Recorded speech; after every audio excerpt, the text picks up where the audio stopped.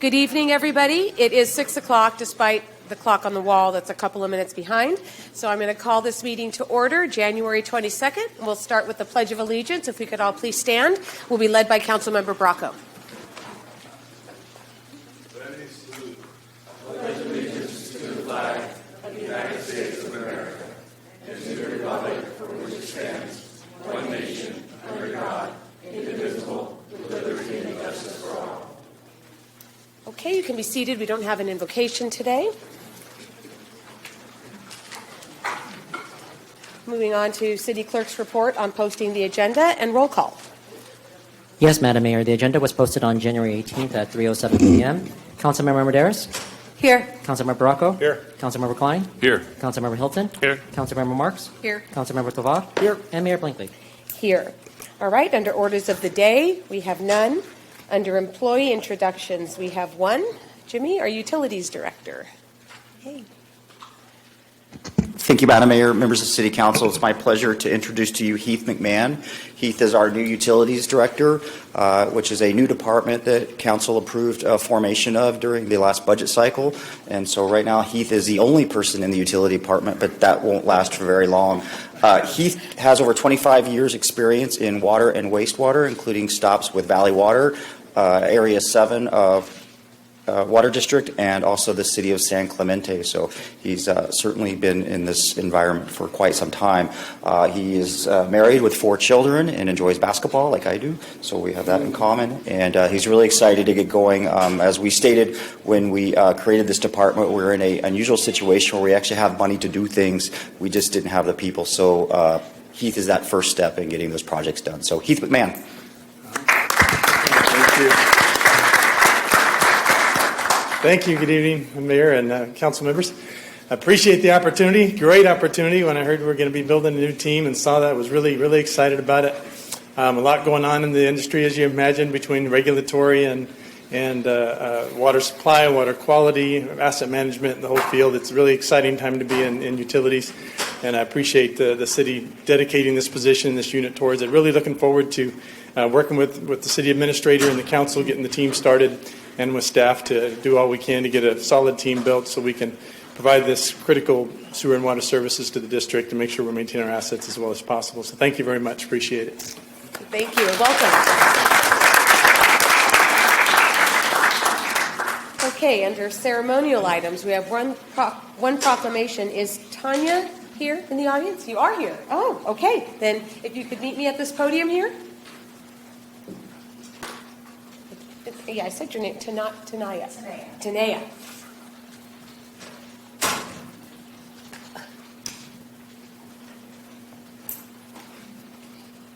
I'm going to read the proclamation and present this. This is exciting. This is a proclamation for Catholic Schools Week. So whereas Catholic Schools Week, this is the principal of St. Mary's School, by the way. Oh, not the principal. Sorry. Okay. Whereas Catholic Schools Week is an annual celebration of Catholic education in the United States and highlights the essential role that Catholic schools, such as St. Mary's School in Gilroy, play in providing a quality education to our community. And whereas St. Mary's School has been a pillar of our community, providing a values-based education that fosters intellectual, spiritual, and moral growth, nurturing our young minds to become responsible citizens. And whereas Catholic education at St. Mary's School instills in our students the virtues of compassion, service, and a commitment to social justice. And whereas Catholic Schools Week allows us to recognize the dedication of the teachers, staff, students, parents, and the entire St. Mary's School community for their unwavering commitment to excellence in education. Now, therefore, I, Marie Blankley, Mayor of the City of Gilroy, together with the Gilroy City Council on this 22nd day of January 2024, do hereby proclaim January 29th through February 2nd, 2024, as Catholic Schools Week at St. Mary's School in Gilroy, and encourage all residents to recognize the contributions of St. Mary's School and Catholic education in our community.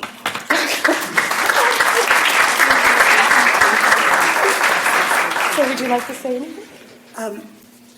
As many of you may know, St. Mary's School was built in 1871, just 1 year after the city of Gilroy was incorporated. So it's really exciting, long history. If you haven't checked us out in a while, come check us out. Thank you. Let's take a picture.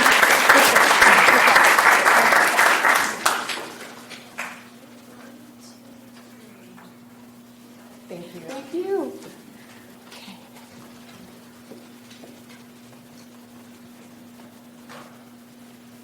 Okay. Fun is over. Here we go. All right. This is item 3.1. Public comment by members of the public for items that are not on the agenda. If you would like to speak during this part of the agenda, if you could please hand a speaker card to our city clerk so that he can manage the flow. All right, Ty, do we have speakers? Yes, Madam Mayor. We have 7 speakers currently. The first speaker is Donald Perino, followed by Peter Mandel, followed by Ronald Kirkish. Okay, I want to remind everyone that this is for items not on the agenda, but within the subject matter jurisdiction of the Gilroy City Council. Please. How many minutes? 3 minutes. Okay. I'd like to make comment to the council and also the police chief about the seniors' meals at noontime.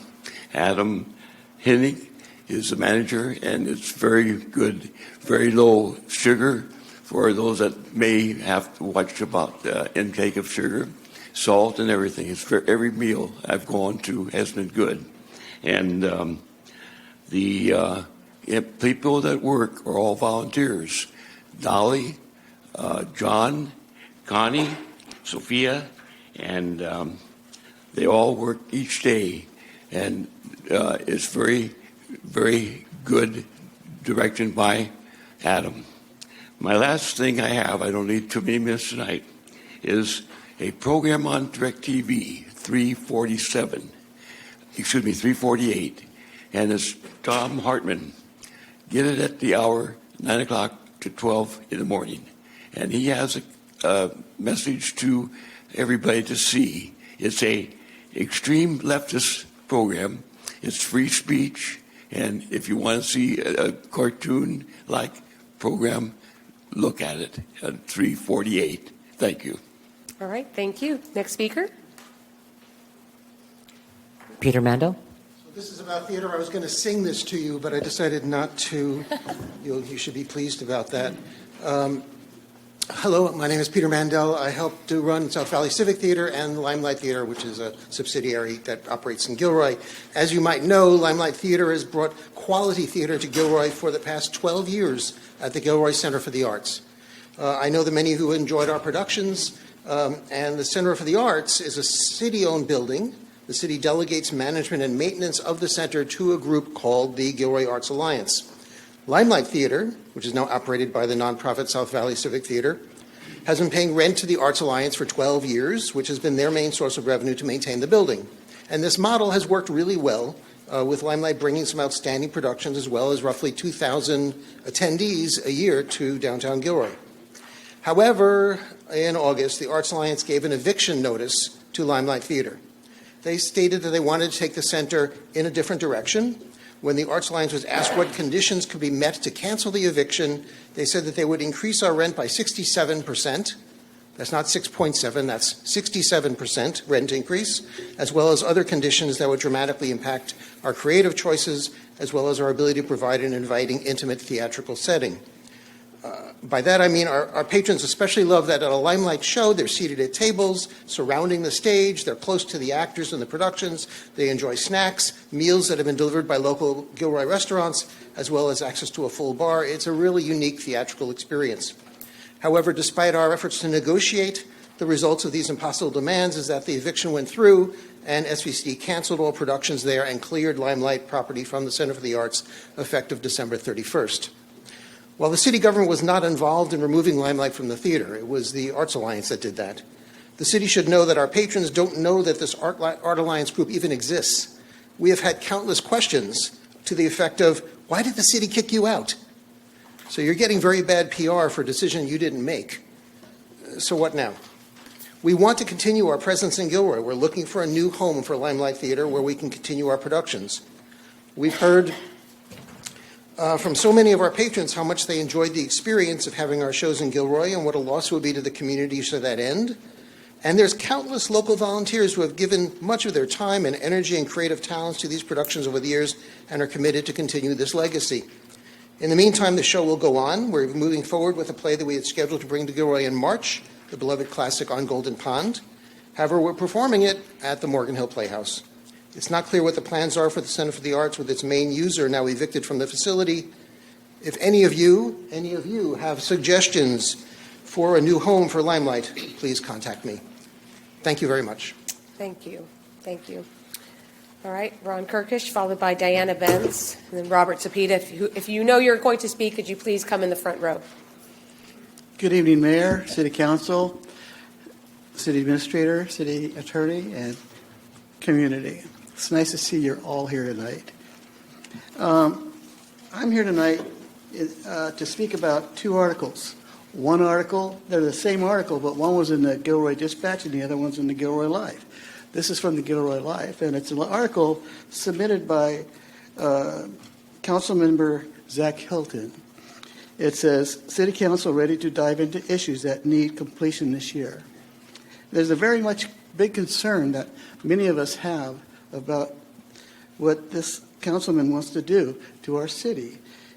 In fact, he says, this year I will continue working to move Gilroy into the 21st century. He's going to move us into the 21st century.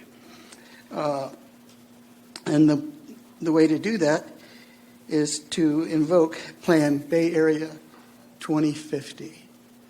I don't know if any of you are aware of what Bay Area Plan 2050 is, but I'm going to make you aware over the next several meetings.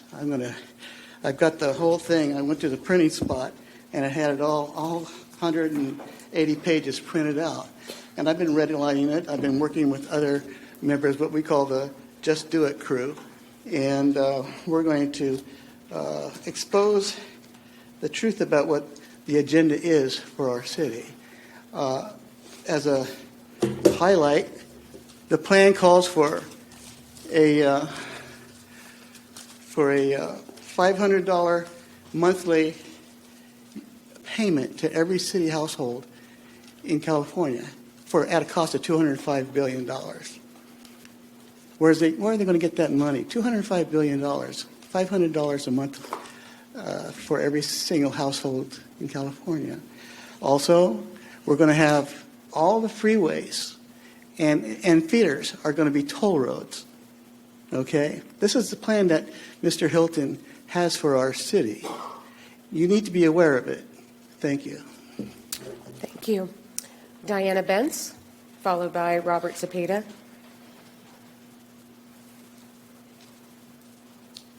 Good evening. This is a different spot for me.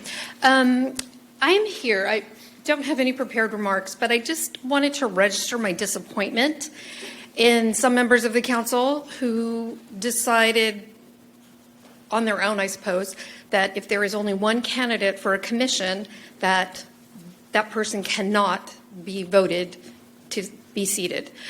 So what I am understanding from the council, not just the last meeting, but several meetings back as well, you would rather have empty seats than have somebody who's actually interested in being part of the city join a commission. So extremely disappointing. I'm not sure what the subtext is under that, but it is disappointing. And the other thing is a little bit harder to say, but I have to say it.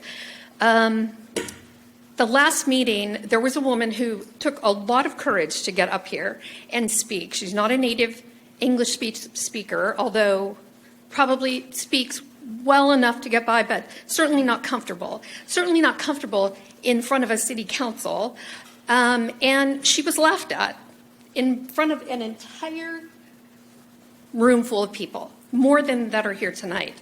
That was appalling, very appalling. And I think she's due an apology. And I don't think that should go on here. I mean, people hear you say, please get involved with Gilroy, do what you can, and then they are turned away at, or mocked or whatever. They're not favored. So they don't get appointed, they get mocked when they come up, they get discounted. I mean, a lot of people, whether they live in Gilroy or not, or they've been here a long time or haven't been here a long time, don't know how to work the system. They don't know they should read the agenda before the meeting every time there is a meeting so that they would know that maybe an item that's important to them would be on. I mean, maybe we should say, that's their fault, but also just, a little courtesy would go a long way. That's all. Thank you. Robert Cepeda, followed by Anna Mendoza, followed by Flint Worley. Good evening, Council, Mayor. I wanted to bring up another opinion piece that was on the newspaper locally. The title was "Let's Protect Ourselves from the New COVID-19 Variant." And I'm going to read some of it. I'll read snippets of it. Everyone's welcome to read it themselves because I'm sure it's free. So it's available, even online, if I'm not mistaken.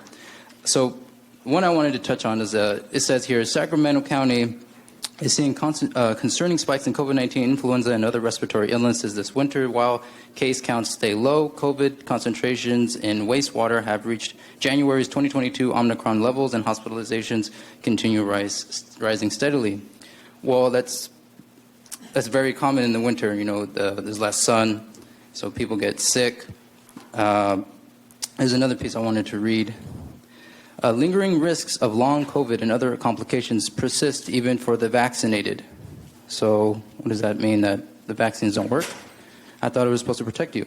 This proves we cannot declare premature victory over COVID-19. But it's interesting, I remember reading a piece from the CNN regarding that the WHO ended COVID-19 as a pandemic back in May 5th last year. And critical too remains vaccination. Now, I'm not going to go into the efficacy of whether they are good or not. I'm not a medical professional, but even as not a medical professional, I can say that a lot of individuals said, "Oh, it's going to stop," right? Didn't Rachel Maddow say that on her news channel? It's going to stop, and it surely didn't. It persisted. And this is the last part I want to read. Public officials must continue expanding vaccine access and running new promotion campaigns. Residents should receive the latest bivalent boosters per CDC guidance. We all have a civic duty to curb transmission however possible as this viral storm continues through the holidays. Now, I don't know if any of you are aware of what occurred before the announcement, Event 201, back in October 18, 2019.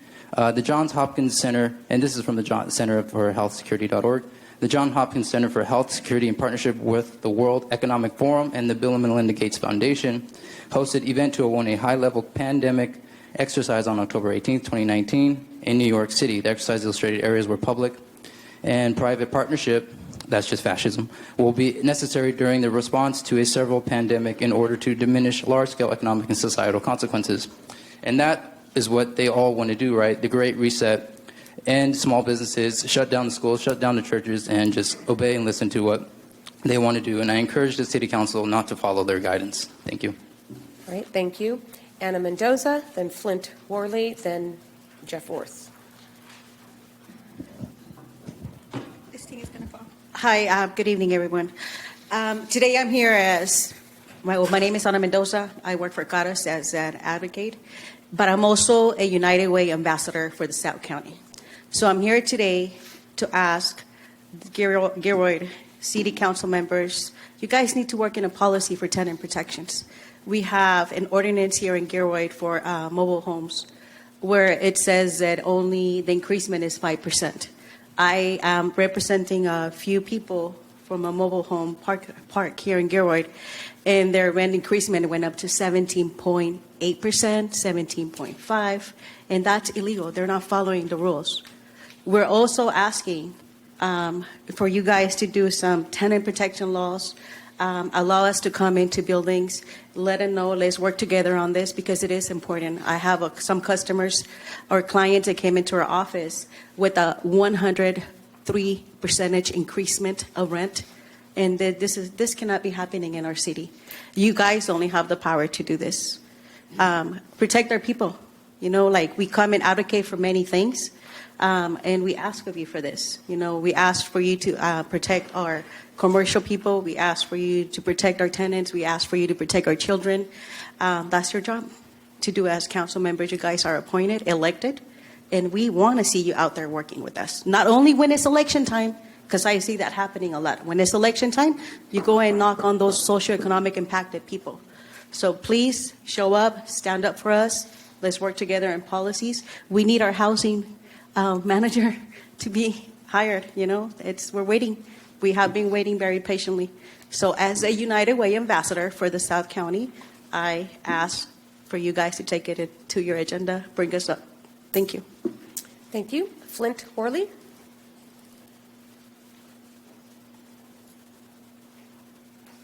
Yeah, hi.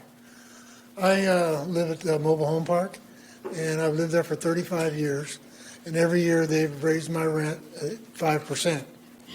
Now, they stopped 3 years ago, didn't raise it at all. Now they raised it 17%. New owners, new management. So I figure they're just making up for lost time. But if they do it again next year and the year after, I'm homeless. I won't be able to afford it. Now, I'm under the impression that the law says they can only raise it 5%. Now, if that's the case, they may just be making up for their lost wages or lost pay for the last few years, which may or may not be legal. I don't know. But if they keep doing it, I believe it's illegal. And I don't have the funds to fight them. I ask you guys to look into that, and I'm here with Anna, and we'd like you guys to see to it that our rights are protected, please. Thank you. Thank you. Jeff Orth. Well, I'm Jeff Worth. I'm the chairman of the board of the Gilroy Downtown Business Association, and I want to say thank you to Mayor Blankley, Jimmy Forbes, our administrator, and all the city councilmen for the unparalleled support during 2023. Thanks to you, the trees are all lit. We have sidewalks that are clean. The sound system is working. Jimmy provided those blocker cars for our events that added security.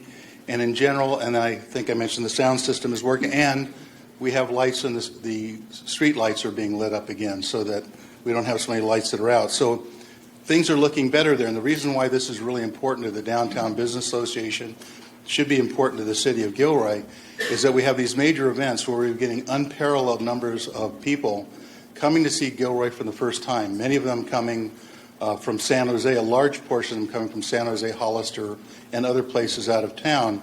And by doing everything that you've helped us do, this partnership, we're being able to present the Gilroy downtown, our city as a whole, as a place that's clean, safe to come to, and you want to. It's an inviting place to come.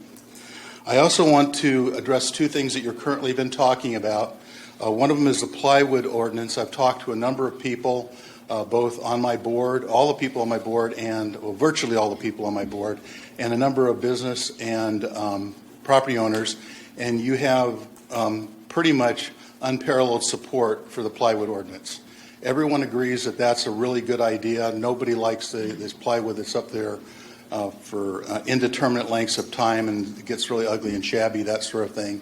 And all we're saying is that when you're applying the rules of that, apply it with grace and understanding, because there are going to be particular situations where the plywood's going to have to stay up longer than anybody wants it, including the property owner. And so grace and understanding would be appreciated on that. On the vacancy tax, I've talked to a number of people about the vacancy tax. Virtually nobody thinks that's a good idea. I talked to only one individual who actually thought it was a good idea. The closest I got to somebody who would listen to it is somebody who said he just wants more information. Other than that, it was almost unanimously against it. That's my report, and like I said, I'm very, very thankful for all that you've done to help the GDBA. This comes under the category Help Me, Help You. Thank you very, very much. All right, thank you. Ty, are there any others? I see none. There are no other speaker cards, Madam Mayor. Okay, thank you. Then moving on to council member reports. Councilmember Bracco. Yes, I wanted to report back something that the library district is doing. There was a survey done, and less than 50% of third graders in Gilroy and Morgan Hill are proficient in reading. So in response, the library district in each library is going to have a child's library in the library. Gilroy's, each one will have a theme. Ours is Earthen Excursion. Each library will have a custom robot character that matches the library theme that greets you when you walk in. A cast of animals, local plants, flowers, trees, Easter eggs. And then in the library, mini library itself, it'll have an entrance for a child-sized door as an entrance, climber and toddler slide, baby and toddler zone, balancing activities, mechanical, interactive, reading nooks, integrated shelving and seating. And it's all designed to start children on a love for reading. That we found that if you do that, it lasts throughout their lifetime. So we're trying to do our part to try to help kids learn and be more proficient in reading. Thank you. Thank you. Councilmember Armendariz. Sure. So I attended the Habitat Agency Governance and Implementation Board, but also with Councilmember Marks, so she'll give the report on that. And no, go ahead. And also the Silicon Valley Clean Energy as alternate for Councilmember Hilton. During that meeting, we talked about the transition of CEOs. There'll be a new CEO coming in within the next few months. We elected a new chair and co-chair. We were kind of new. It's the old chair and old co-chair switch places, and so now the co-chair is a chair and the chair is a co-chair. And those are Tina Walia and George Tyson. And then we also discussed, which was really a pleasant surprise, is that because of the way that Silicon Valley Clean Energy buys energy, whereas PG&E rates are going up, Silicon Valley Clean Energy is spending $20 million to give a discount back to its subscribers, right, to the public that subscribes to their to getting energy through them. So I thought that was fantastic. 4% is 4% of your bill, so I thought that was great. And Supervisor Arenas asked me to join the Latino Health Equity Survey Steering Committee, which is a group of is Latinos from all over the county addressing concerns of health for Latino families and individuals. So physical, mental. It includes, we'll be including surveys for seniors, students in the schools and throughout the county. So looking forward to that and to some solutions to the disparate outcomes that Latinos have in terms of health. That's it. All right, Councilmember Marks. Okay, the Joint Governing and Implementation Boards for Santa Clara County Habitat Agency met this past Thursday. Since the governing board did not have a quorum, only reports were able to be heard. A financial report was given showing revenue at $16.1 million and expenditures a little over $10 million. The Implementation Board reported on 3 acquisitions being completed soon. Lakeside Ranch, which is close to 2,000 acres, was purchased for $22 million, but the agency's share was just $13 million because one of the agency's partners contributed a little over $9 million.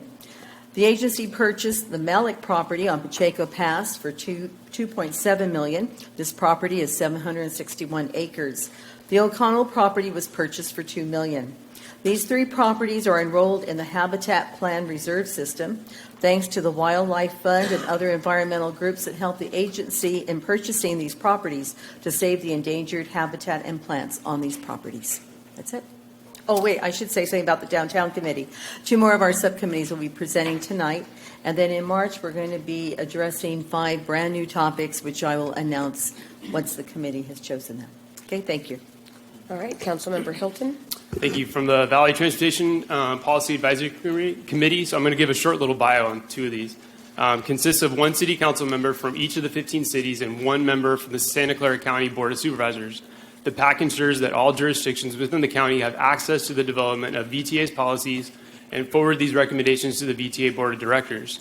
VTA staff is beginning their outreach to member agencies who have the power to improve travel speed, reliability, and overall appeal of public transit by adopting transit signal priority policies that prioritize transit at intersections along VTA's frequent network routes, or Gilroy's VTA frequent 68 route along the Monterey corridor. This will help, especially in the sections where the roadway is reduced from 4 lanes to 2 lanes through our downtown.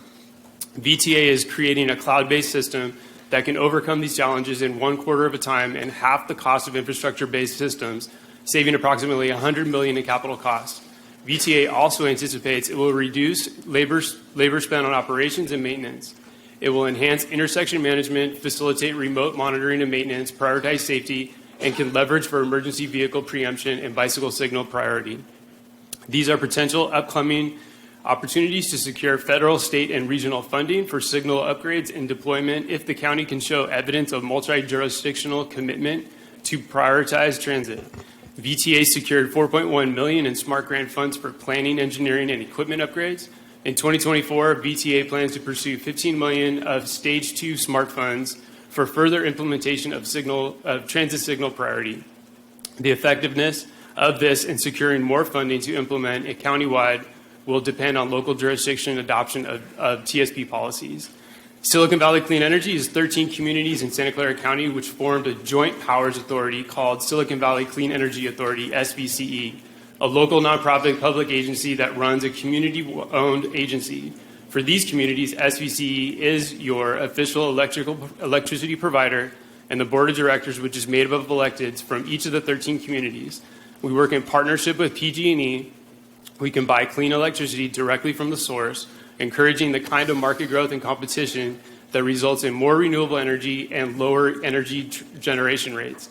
PG&E continues to deliver electricity over existing infrastructure, maintain power lines, and provide customer service. Your bill continues to come from PG&E, and like Councilmember Armendariz talked about, SVCE will continue offering its 4% generation rate, discounted to compare to PG&E's 2024 rates. And additional discount was provided to income qualified care FARA customers. Thank you. Councilmember Klein. Yeah, real quick, just wanted to highlight the Sister Cities Association. They had two of their associates come last week and hang out here in Gilroy. We're reconnecting with Takamachi and had a great time. They had a great time going to the schools. We had an event for them at Old City Hall Tuesday night, and there were other events. They went to the chamber breakfast on Wednesday and got to go through all the schools and just reconnect with Gilroy, and that's been the whole process with our sister city, so it was really a great time. Thank you. Councilmember Tovar. Thank you, Mayor. Just a special thanks to Frank Johnson from Visit Gilroy, Jane Howard from the Chamber, and then also Jeff Orth for taking time to meet with me and discussing kind of their vision and thoughts on our downtown and for helping me shape my report that I'll be giving later. So, thank you. Okay, mine's on 2 things. One is South County Youth Task Force Policy Team met last Wednesday. Good news, attendance in our schools is up, and this is a group that works pretty hard to try to address issues that come up with youth, and a lot of that happens in our schools. Most of the discussion, though, at this particular meeting had to do with personnel changes within some of the partner agencies, and that just happens. It's funding changes and people move on. So particularly within the Public Defender's Office and within the DA's office. So those are things that we're just keeping an eye out on. Okay, then the VTA Board of Directors met on January 11th, and what I think would concern everybody here that I want to mention is what I've kind of been saying at the last 2 meetings, and that's that this potential large 9-county Bay Area-wide tax has been brewing, is how I've been putting it. Well, we have a little bit more information that was presented to us now. And so I want the public to realize that this is coming from the Metropolitan Transportation Commission, MTC. They are the ones, they are a consortium, I'm going to call it, of the 9 Bay Area counties, of which Santa Clara County is a little over 0.25% of the population. Even though it's 9 counties, we're a little over 0.25% of the population. And what we know that MTC is looking to do is to put a bond measure on the ballot. It's not a bond measure, a measure on the ballot that would raise about $1 billion annually. They are looking to campaign for this between the years of 2024 and 2026. It would be on the ballot in 2026. The major share of the funding would be for BART, San Francisco Municipal Transportation Agency, and Caltrain operations. The reason this came to the VTA board is because they, of course, in their campaigning are trying to get agency support. VTA is a transportation agency, and we can't control what MTC does. This will probably be on the 2026 ballot. It will be up to the voters whether or not to pay for this. By the way, the funding sources so far, they're considering a half-cent sales tax for 30 years, 0.17% income tax for 30 years, or a 0.36% payroll tax for 30 years. That's what's being considered now to fund the $1 billion. And all we could do is try to put in language that says, if this is going to go forward, how can we make sure that at least a proportionate share of the revenue goes to transportation in Santa Clara County, since this is going to 9 different counties and we're, a quarter of it, because that hasn't happened in the past. We end up getting less of all the money. So that is your update. I will keep you informed as I get more and more information. Okay, that brings us to item 5, which is council correspondence. That's in your packets. Future council initiated items. Mayor, is there not public comment on 5.1? Not usually, no. As an agenda item, we do get public comment, though, don't we? Do you want public? Ask Andy. No, not on that item, no. It's not required. It's not required. It's not required, and we have not had it since that's been on the agendas. Okay. Because I think there's somebody who would like to speak on it. I'm not sure if they were aware that there's no public comment, though.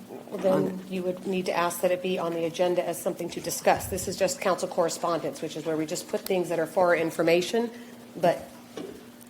Could we offer that courtesy, then, to a member of the public to speak on it? Not unless the council majority wants to do that, because then we'd have to do that for every time. No, but when folks have been, that courtesy has been offered to them, so I'm hoping we could do that tonight as well.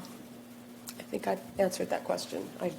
I don't want to open up public comment on this item unless the majority of the council wants to do something different. I think it's... Can we ask the council if it's I'm okay? looking. I see 3 people. Oh, you all want to do it? Okay. Yeah, that's fine. All right. Ty, do you want to call whoever's supposed to speak on this? Or whoever wants to speak on this? Yes, Madam Mayor. I don't have currently any speaker cards for this moment, Oh. but I guess that we'll have them soon. Okay.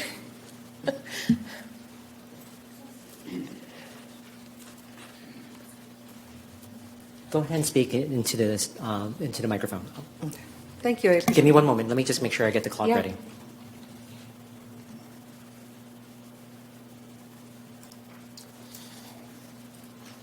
Hi, my name is Michelle Rodriguez, and it's just one question that I would like to ask. I've been asking, I'm just hoping I get an answer.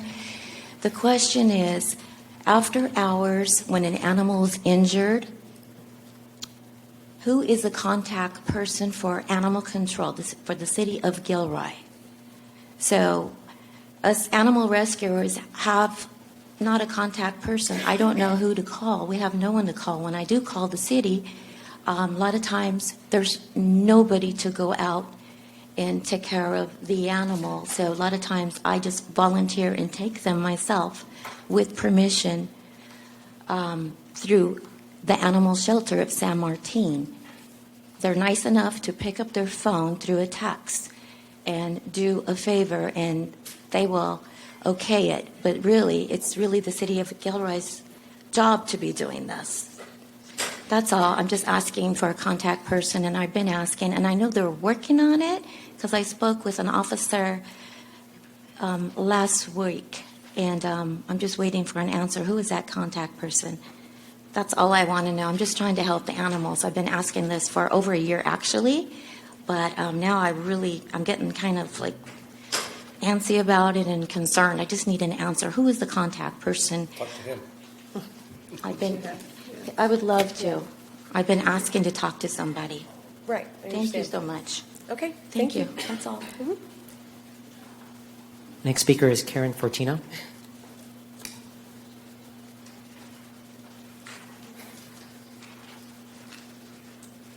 Good evening, Madam Mayor and council members. As you know, I've been up presenting and asking questions of you guys many times for the animals who cannot come out and speak for themselves. So mine really isn't a question. It's more of just an observation of someone who does respond through various organizations. Don't pledge allegiance to either one or any of them, but after hours, I know that there is a lot going on in the city of Gilroy, and obviously those calls need to be prioritized. What I think would be very helpful for the public and those of us that are out there is possibly knowing who is actually, a little bit of piggyback on what Ms. Rodriguez stated. Maybe it would be good for us to know who is on duty and who could we call, because I understand that when you call the non-emergency line, they have to take care of whatever's going on in the city, which is definitely a priority. For instance, if an animal is picked up, and we just picked up a couple at Gilroy High School the other night off of the soccer field, we're then asked to bring the animals to our home, which, you know, in some cases we don't know who owns these animals, and if the animal's chipped, it's great. We were able to reunite. But if we can't get any feedback from, maybe there is something that can be done as far as, do we have, I know in the city of Salinas they have a night drop-off. I know we don't have that in the city of Gilroy, and I know we don't have it at the shelter, but maybe just some feedback from the city as, you know, on Monday through Thursday, this is our normal ACO hours, and after hours, here's the number that you can call and someone can respond to you. Because if we have to hold an animal overnight, then that's what we need to do, but it's just kind of opening the lines of communication for those of us that are out in the field and not really knowing what to do. And then on the other side of it, if it is an injured animal, who can we call? And just the communication, I just wish was a little bit clearer between those of us that are out here and the powers that be. Thank you so much. Thank you. Okay, consent calendar. Are there any first of all, does anyone want to pull something from consent? Okay. So moved. I have to go to public comment now on this one. Okay. Are there any members of the public wishing to speak on the consent calendar? No speaker cards, Madam Mayor. Okay, closing public comment, and that is a motion by Councilmember Tovar. Second. Seconded by Councilmember Armendariz to approve the consent calendar.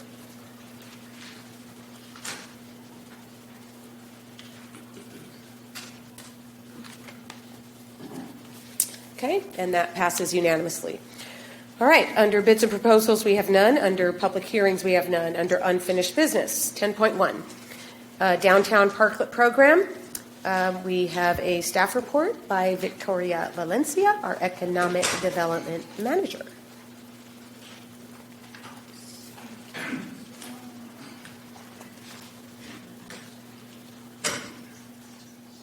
Sorry, I'm just pulling this up here.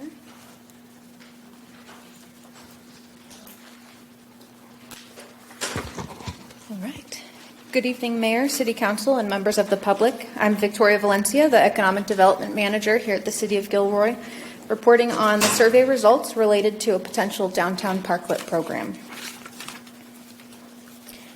The recommendation tonight is for Council to receive the report of the recent Downtown Business Parklet Interest Survey and to provide policy direction to either pursue a downtown parklet program or end the development of a downtown parklet program and direct staff regarding any existing parklet permits.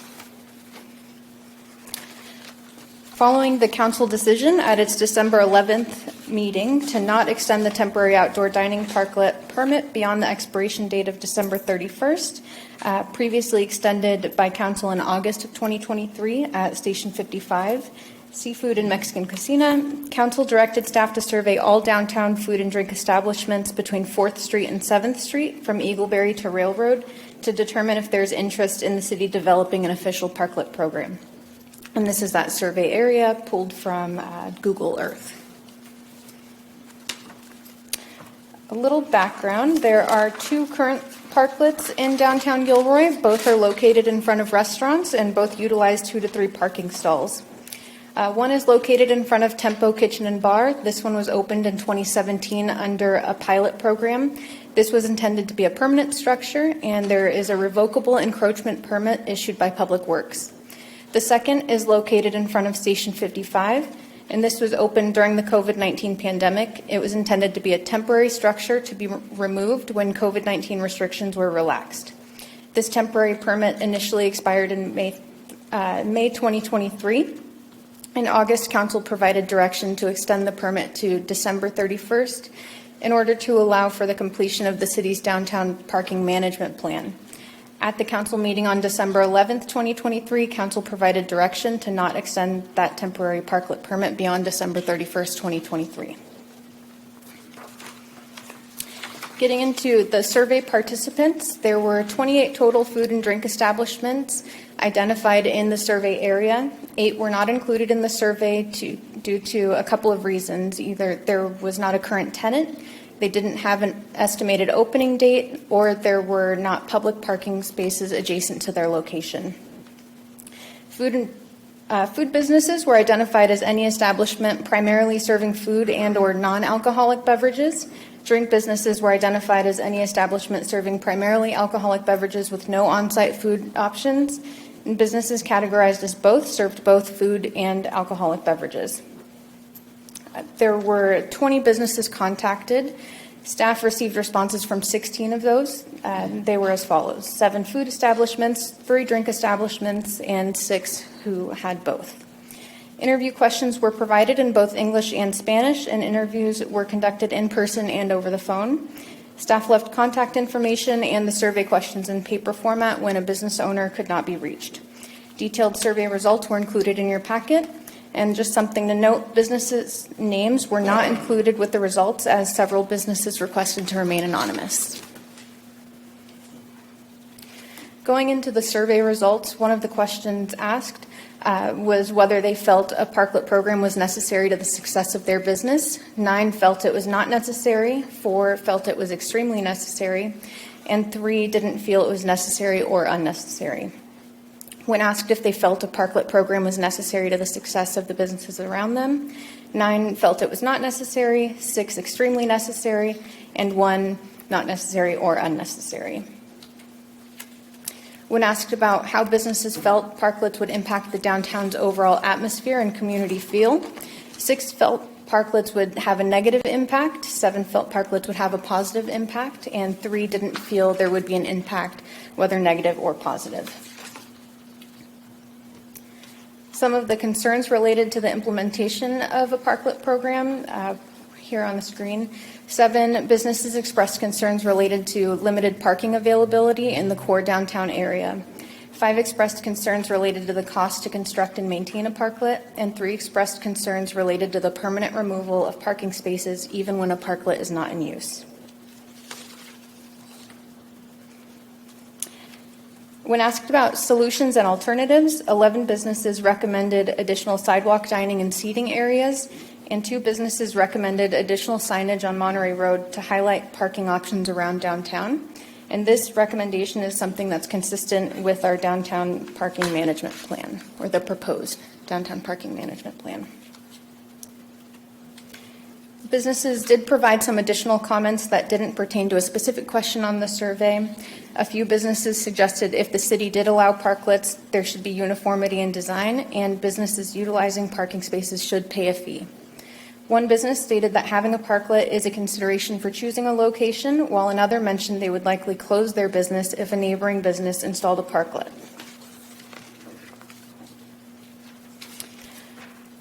Should council determine to proceed with the development of a parklet program, staff would like to bring the following considerations to your attention. 1 out of the 16 businesses said they desired a parklet and would be willing to contribute financially to setting up and maintaining the parklet outside of their business if allowed. 14 out of the 16 businesses surveyed were tenants, and their opinions may not be in line with the property owners. Existing parklets may not be compliant with standards developed for a new program. The existing parklets may need to be rebuilt or modified dependent on updated parklet design standards. And costs for modifications, costs for permitting, encroachment fees, and eligibility if a limited number of parklets are allowed, the location and site requirements and criteria are all additional considerations. 3 out of the 16 businesses desired a parklet but would not be willing to pay for it.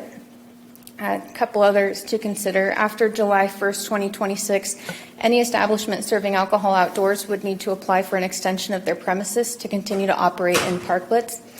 This is due to AB 1217 expiring at that date. That currently allows businesses to serve alcohol outdoors by applying for a temporary catering authorization. And then since parking spaces are not being utilized for public purposes, there may be property tax implications based on communication we received from the Santa Clara County Assessor's Office in August. Next steps, again, we are looking for council to provide the policy direction to either pursue a program or end the development of a downtown parklet program and direct staff regarding any existing parklet permits.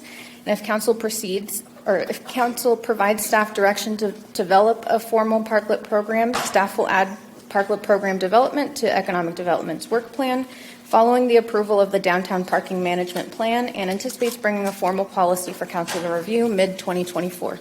That concludes my report. Thank you. All right, thank you. Okay, council members, I'll ask first if anyone on the council has a question regarding this report before I go to public comment. Yeah, my hand's up. Oh, I do see your hand up. Okay, Councilmember Armendariz. Or was Fred first? No, go ahead. No, you were on, now you're not, but. So I want to thank Victoria and Scott for their work. I know doing the footwork and stuff is not easy, especially in this weather. And finding, our local businesses and their owners to survey is not easy either. But I do have a number of questions and some pretty blaring, questionable, not questionable questions, but problems, right, with this survey. I'm not a data analyst, I'm not a statistician, but I know that if you are looking for qualitative data, right, opinions, and you give folks a scale, those things are very hard to measure. It's hard to culminate metrics from those type of questions. And in particular, I saw that, number one, we opened our statement on this survey talking about the costs, right? So automatically when we are conducting a survey, when we start off with things like that, it's going to impact the answers. If you talk to people about the financial burden and you use language like that, like we used, of course it's going to, it's not impartial language, like it's very much weighted language, and so that's a main concern for me. The other thing is that a 1 to 5 scale versus the way that the answers were presented in your summary, a 1 to 5 scale isn't equivalent to a yes, no, or not applicable, or the way that the answers were summarized for us. That doesn't make sense to me because somebody says 1 is a yes and 5 is an extreme no, or vice versa. That's not how we're presented this information. So I don't know if somebody is a 3, right? When you break it down on the third page of the results, we can read it there, but it's not how it's being presented, and I think that skews the numbers, besides the way that the questions also skew the answers. Asking somebody if a parklet is necessary to the success of their business, well, they have a business and it is open, and so I think that's, again, it's a loaded question, and it doesn't allow for a neutral or a fair answer to be given.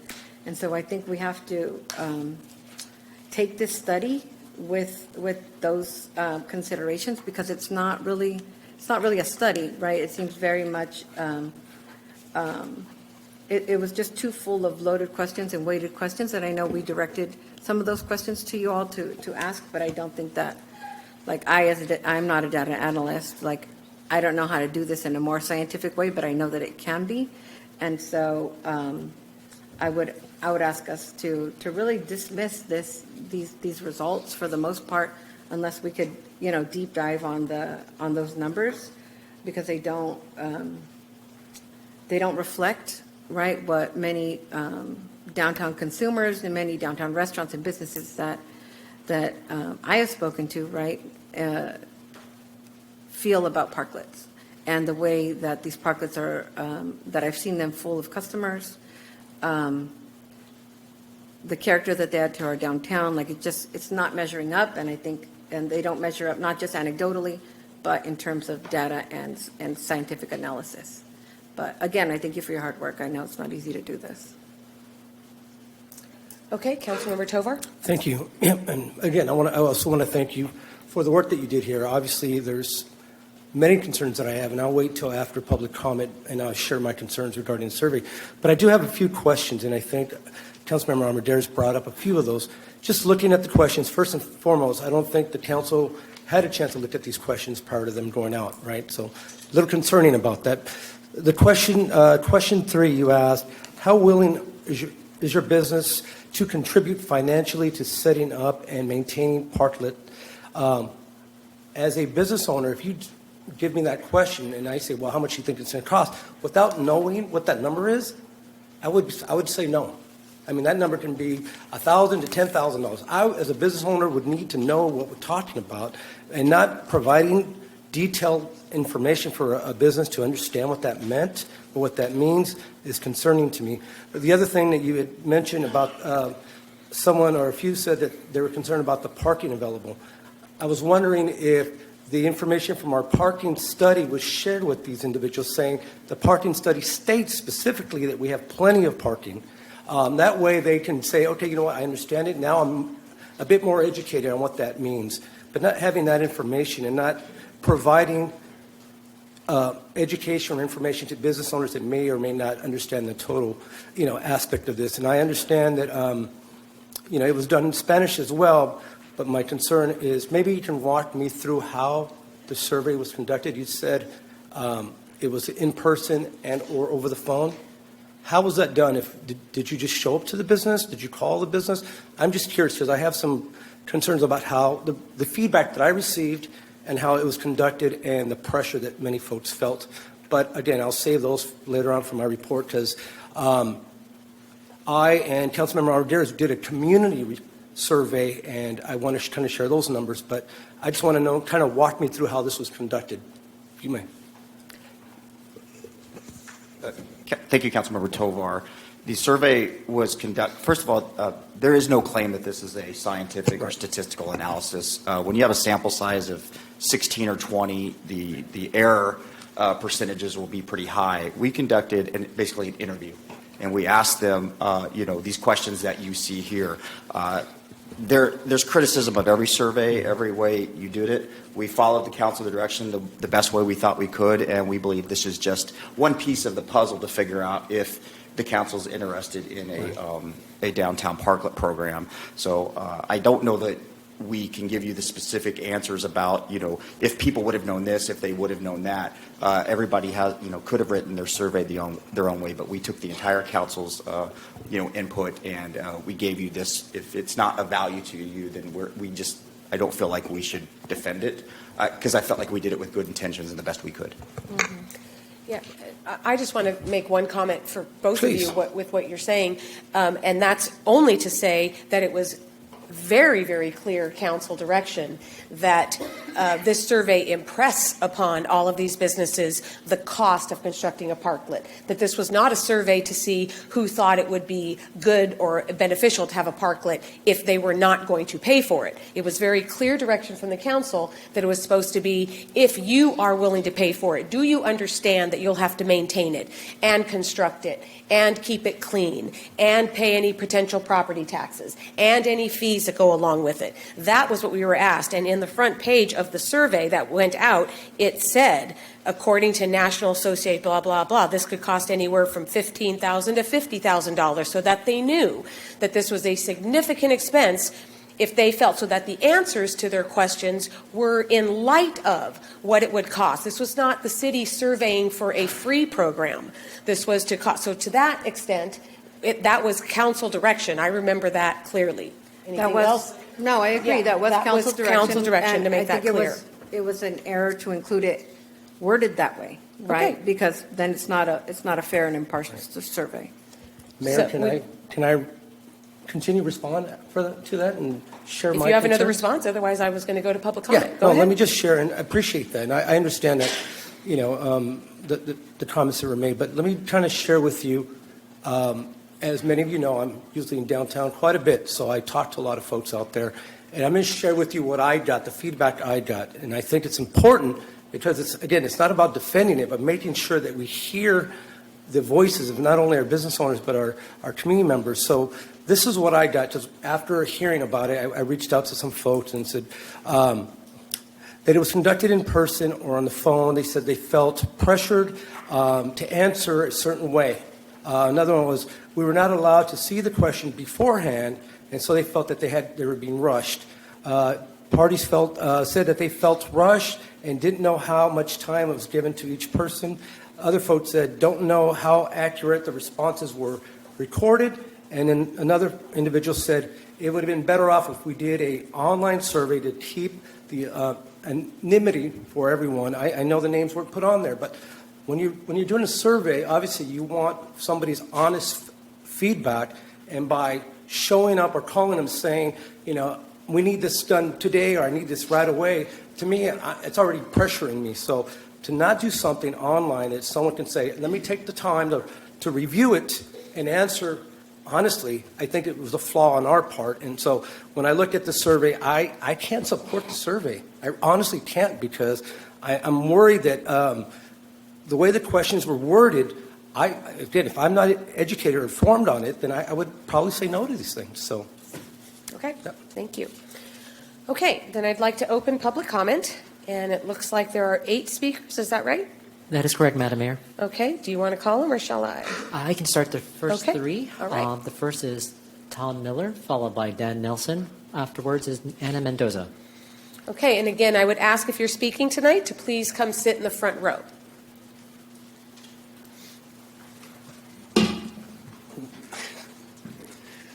Hello, Council, City staff. I just want to start off by saying everybody appreciates all the work that you do for the city. This is not an easy job, and we 100% appreciate it. One of the things I did want to talk about today is obviously the parklet. We have a parklet. I own the building in 7560 Monterey, where Tempo is. And there was a lot of discussions about what the parklet, how it came up. I mean, when last week on news and on the newspaper, people were saying, well, I don't know how that one came about. So what I want to do is just kind of set it straight to how that parklet came into fruition, and then just with just the facts. That's it. I'm not going to try to sell you on anything. As she talked about, it was part of a pilot program. We paid architects to develop complete plans. I mean, this is building plans. We have all the permits we have it from ABC, alcohol beverage control, health department, ADA. We had multiple meetings with the city. This was the first parklet that they were going to produce. It was very important that they wanted to do it the right way. And I agreed. I said that was totally fine. We had multiple meetings. The city actually even called my architect and worked through some of the particulars that they wanted, just to make sure that it was exactly what the city wanted it. In fact, because ultimately it's for the city of Gilroy. It wasn't really necessary. Granted, it helps Tempo, but I strongly believe it helps the downtown. The parklet was incorporated in an overall site plan for the building, like I talked about.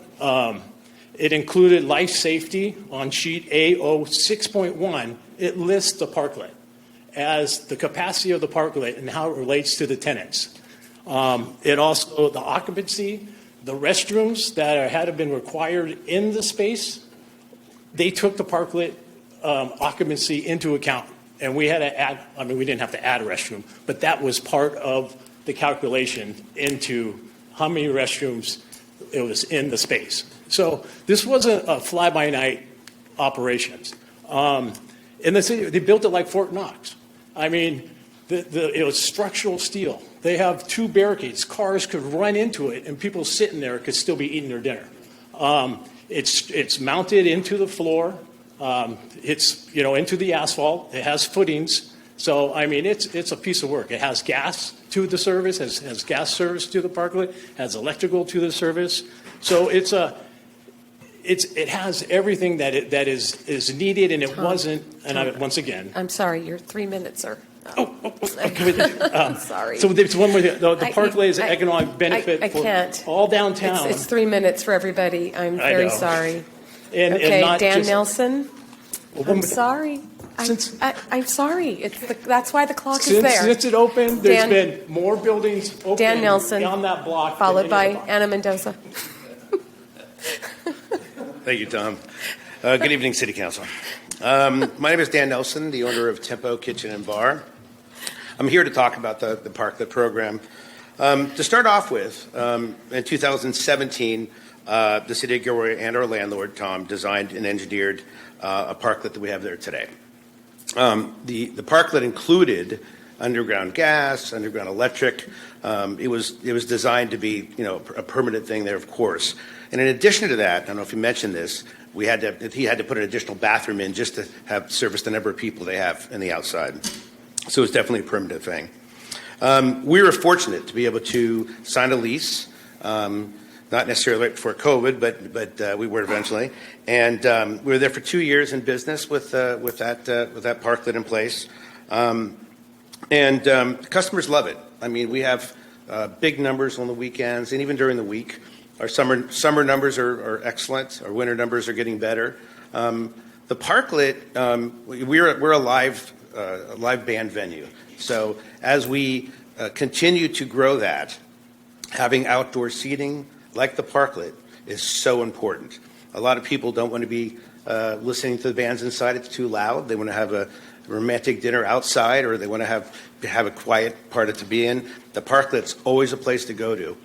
And most importantly, when I signed that lease, obviously, we expected that was going to be a long-term structure there for us. So super important. We've had, as far as numbers are concerned, people have asked us how many people have been, sat out there. No way of giving totals, but definitely thousands of people have been there. I understand today there was going to be a discussion on, or a vote on whether to have or keep this parklet. As you know, most cities have them. I couldn't say all, but I'd say a good majority of the cities in this country, or at least in the state, definitely have them. For us to obviously have a vibrant downtown, parklets are a necessity. I think surveys, show that in many ways. At least, for an example, years ago there was a downtown specific plan, goes back many years, but for Gilroy, and it said parklets are very important for downtown. So if you're going to be voting them on today, my obviously recommendation is have a parklet program. It doesn't necessarily mean if you have a parklet program that you need to have parklets everywhere.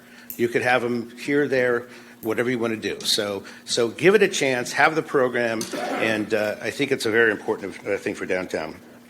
If you say no, that would be very crippling for us, and I'm sure others, and I think it would be making a mistake by not giving it a chance to create something.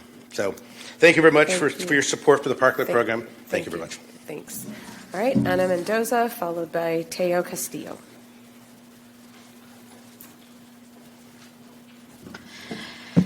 So, once again, here I am at Caras Advocacy, representing the community also in the parklets. So here's the survey we send out to the community. I'm going to put it right here for you guys to have it. We surveyed there about 46 people. And you know what? Downtown, it's not only Monterey Road. It goes all the way to First Street. Every part of our city that has a restaurant. It's not only about also the restaurants, but about us, the community, our disabled people, our veterans people. You have to take into consideration every single one of them. And if you do, one of my friends that owns a business in downtown, like Tovar said, when the people came into her office, to her building, she felt pressure. She told me about it. She said, you know what? They came in, they asked those questions, and this is what I said. This is what she said to the person that walked into her place. She said, if you really want me to tell you, Tempo is on the way, which I like Tempo. Sometimes they said that seating outside, it was for the temple seating area was for the community. I have sat there. One time I was waiting to go into Coppos for an event. I sat down, and then one staff came out and said, "You need to move.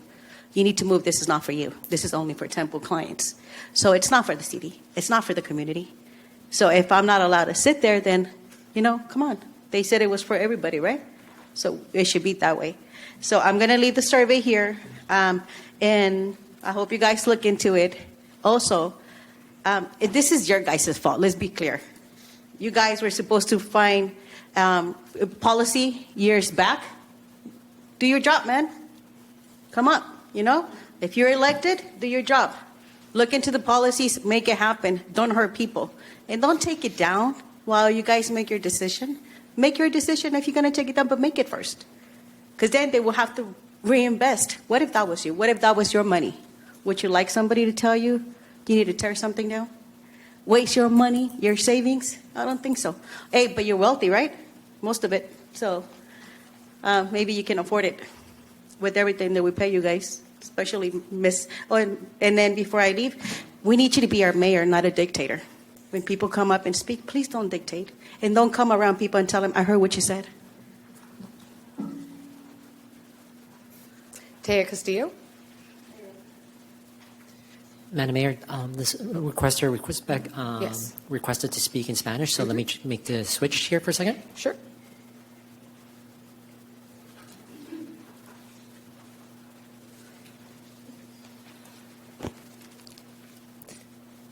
Go ahead. Hola, buenas tardes. Mi nombre es Teo Castillo y soy dueña de Station 55. El día de hoy no vengo a gastarme 3 minutos. Solamente vengo a compartirles que la decisión que se tome hoy sobre los parklets, en específico el mío, depende para mi negocio mantenerse o deshacerse. Esto es para mi familia y para las familias de nuestros empleados también. Este parklet es nuestra única esperanza de seguir adelante por ahora. Ha sido un año muy difícil por diferentes situaciones. Nos ha llevado a trabajar mes tras mes, y no sabemos cuánto tiempo más lo podremos soportar de esa manera. Les pido, por favor, que piensen bien sobre qué van a hacer con los parklets. Necesitamos su apoyo, no solamente en mi negocio, pero muchos más negocios más. Gracias. Thank you. Okay, Evelyn Hudson, followed by Ruth Garcia, and then Sammy Trujillo. If you could please be in the front, if you know you're going to be speaking. Okay, so good evening. I come before you again on behalf of the owners of Station 55, and I do implore you to reconsider your position on the parklet located at Station 55.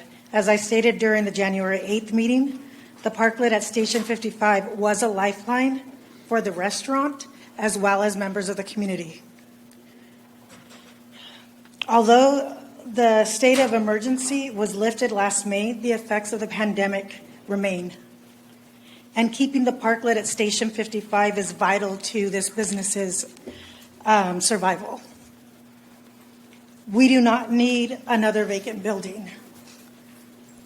I try my best to patron all of the businesses downtown and stay within the community so that our businesses stay in business. I want to be able to make sure that our city also is supporting our small businesses. I believe that there is an appetite for the parklets, and I believe that they would be viable if the city were to support these parklet programs. Thank you. Thank you. Okay, Ruth Garcia, followed by Sammy Trujillo, and then Jeff Worth. Good evening. My name is Ruth Garcia, and I'm a local realtor and business owner. I'd like to first take the time to thank you guys all for revisiting this item. As a realtor working in Gilroy and the surrounding cities, it is my opinion that the parklets add to the dining experience of our small city. I also think it's important to keep in mind that this business did not apply for this permit on their own. This business was approached by the Downtown Business Association to invest in their business with the intent to make this parklet permanent. It should also be stated that the Downtown Business Association filled out all of the forms for this parklet for this particular family. They assisted them with all this process, leading them to believe that they could turn this into a permanent structure. The previous president even conceded a portion of his parking from his neighboring building to allow this parklet to go up during the time, as he was very much for it. The city, in my opinion, had plenty of time to review the quality of the parklet during the construction to make suggestions and changes instead of punishing her now that it's finished and she's made the expense. As a business owner, it's extremely disheartening to me to see that instead of supporting our local businesses, we're punishing them at a very difficult time. It's hard as a business owner to pay for a brick and mortar and to stay open during this time. This parklet brings additional people to our city. It helps with the liveliness of our downtown, and we ask that you please reconsider. Thank you. Thank you. Sammy Trujillo and then Jeff Worth. Hello, council members. My name is Sammy Trujillo. I've come to you today to talk about the parklet. I did talk to almost 90% of the business owners in downtown Gilroy. There was some pressure felt by one particular. I talked to two business owners. Two business owners would like to have parklets, but they're afraid of having issues with the city of Gilroy not having a parklet plan in place. I told them I would be working on that with Station 55 and with the council members to put something together and hopefully get a vote today to get something in place so we can have a beautiful, eventful place downtown. We got a bowling alley. We got people there. We're going to have foot traffic through that. And foot traffic brings people, money, and successful businesses downtown. And overall, the number one thing is the foot traffic and the people downtown. During the day, we need a lot. And kids, we need young kids. And that's why I'm excited for the bowling alley and the parklets. I utilize them. I use them. My family uses them. Pet owners use them. Pet-friendly people love them. And this is part of our community. These are the things that we need to watch out for and consider what the community wants. It's obvious the community wants parklets. And I also want to bring up some things that I actually had direct involvement with the City of Gilroy. City of Gilroy, back in July 13th, 2023, outdoor dining registration form, went ahead and filled this out, put it in, filed it here. You guys have a record of that. I also went ahead and Station 55 followed the rules, made everything in compliance through the whole process. They removed the side paneling, they removed the roofing, they removed everything that they had that the city required for them to do, and they did it without any issues at all. Being prepared to get a parklet plan in place. So if you can, I would really appreciate it because their business counts on it. This could be a decision that will make them or break them. And that's the God honest truth. Thank you. Thank you. All right, Jeff Worth. All right. Well, I'm still Jeff Worth, Chairman of the Board of the Downtown Business Association. And I got to tell you that I was so impressed with Victoria's report, I almost wondered whether or not I should even get up here because I saw her out there hoofing and talking to the business owners as I was. As a matter of fact, I was out talking to business owners when she was at the same time. And by the way, my informal surveying, which was not as specific as hers, came up with similar conclusions, and that is that there's real mixed support for the parklets. I think everybody in Gilroy, a lot of people in Gilroy down there agree that there's a real need and a real want for outside dining experience. Sometimes those parklets are necessary. Oftentimes they're not. Garlic City Cafe figured out how to do a really nice outside experience at virtually no cost, the cost of 4 tables and 4 umbrellas. So it's not necessarily to bear a high cost to get an outside dining experience. I also want to tell you that I think it's important to have an outside dining experience in the downtown because it has a real positive marketing value in that downtown. People are driving or walking in a pedestrian environment like we have in our downtown, and you see people out on a nice day eating and enjoying our downtown. That's a really good thing. So there is a broad agreement for outside dining. Now the question is, are parklets necessary? And I would contend that in most cases they are not. In the case right now, you've got a mess over there at Station 55 because of what's gone on. I would encourage you to take a look at that situation and figure out, instead of figuring out how a way to get rid of them, figure out a way to make it work. Is there a way that, for example, on an when I think about the most successful downtown business eating situations, usually the parklet has a much lower profile. The way they have it right now, the wall is so high that you can barely tell that there are people in there. So they're losing all the marketing value of having that outside seating. They are picking up a lot of seats, however, for people to enjoy. So what I would say the city needs to do what the city should have done in the beginning, and that is provide very, very clear direction, as many other cities did, on what you want, what you expect in terms of profile, dimensions. Some cities even laid out, this is the plan you're going to have for a parklet. Take it or leave it. We'll build it. We'll pay for it. You'll reimburse us. You'll pay us back. So anyway, we just need real clear direction from the city. Anyway, that's all.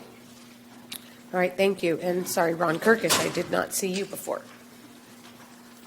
Good mayor and community. I was eating at Maritzo's. I don't know if you all know where Maritzo's is. It's in Morgan Hill.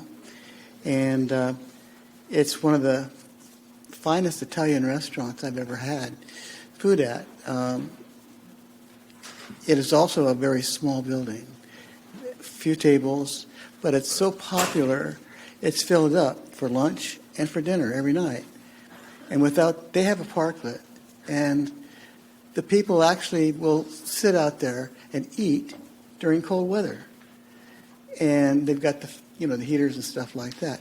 But it is such a small restaurant, but the quality is so good that people flock there. Without their parklet, it would really do harm to them. So I wasn't keen on the idea of parklets at the beginning, but after my experience at Maritzo's, I'm more inclined to support it. Thank you. Thank you. Okay, I don't see any others, Ty. Are there? There are no other speaker cards, Madam Mayor. Okay, then that closes public comment on this item, and we are back to the council. I think I'm just going to go down the line because this issue is so big and just ask each council member what, if anything, you'd like to say. Councilmember Bracco, do you have anything you'd like to say? Well, like I said last time, I don't care either way if we have parklets or not. But after the last meeting, I started thinking and talking to some other folks. And as a business owner, times are tough. They're the worst in my 35 years of being in business in Gilroy. Our economy is worse now than it's ever been. And I think a lot of this problem was brought on by the city. We gave a short extension and then made them redo it, do some improvements to it, and then to come back and say, no, I don't think that's right.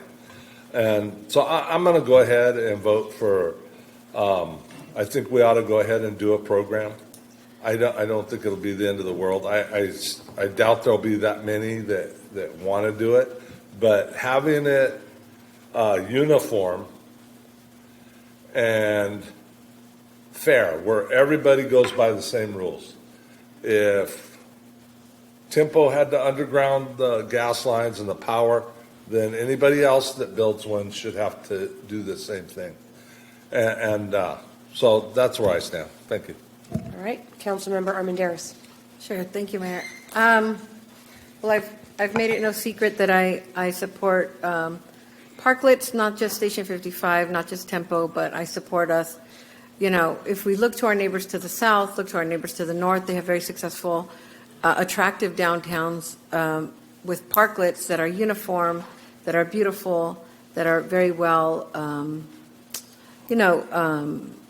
there's always folks in those parklets, and they bring a lot of business to, not just to the particular restaurant that they are adjacent to, but to the neighboring businesses and to their downtowns in general. It makes their downtowns a destination. And that's what I would love for Gilroy. That aside, I do think that, Station 55, I think they've bent over backwards, as they've stated, to comply with what we've asked of them. I think they deserve to keep their parklet up while we draft standards, while we draft a program or a policy for parklets, and in general, we paid $100,000 to a parking consultant who also told us that parklets are an experience, and that's something that'll drive foot traffic, right? Something that we all see anyway, but we paid this expert to tell us that. And so I think we should make the most out of our money and be efficient with the money that our taxpayers trust us with, and go ahead and make decision in accordance with that. So that's what I'll be supporting tonight. Councilmember Marks? Yes, thank you, Mayor.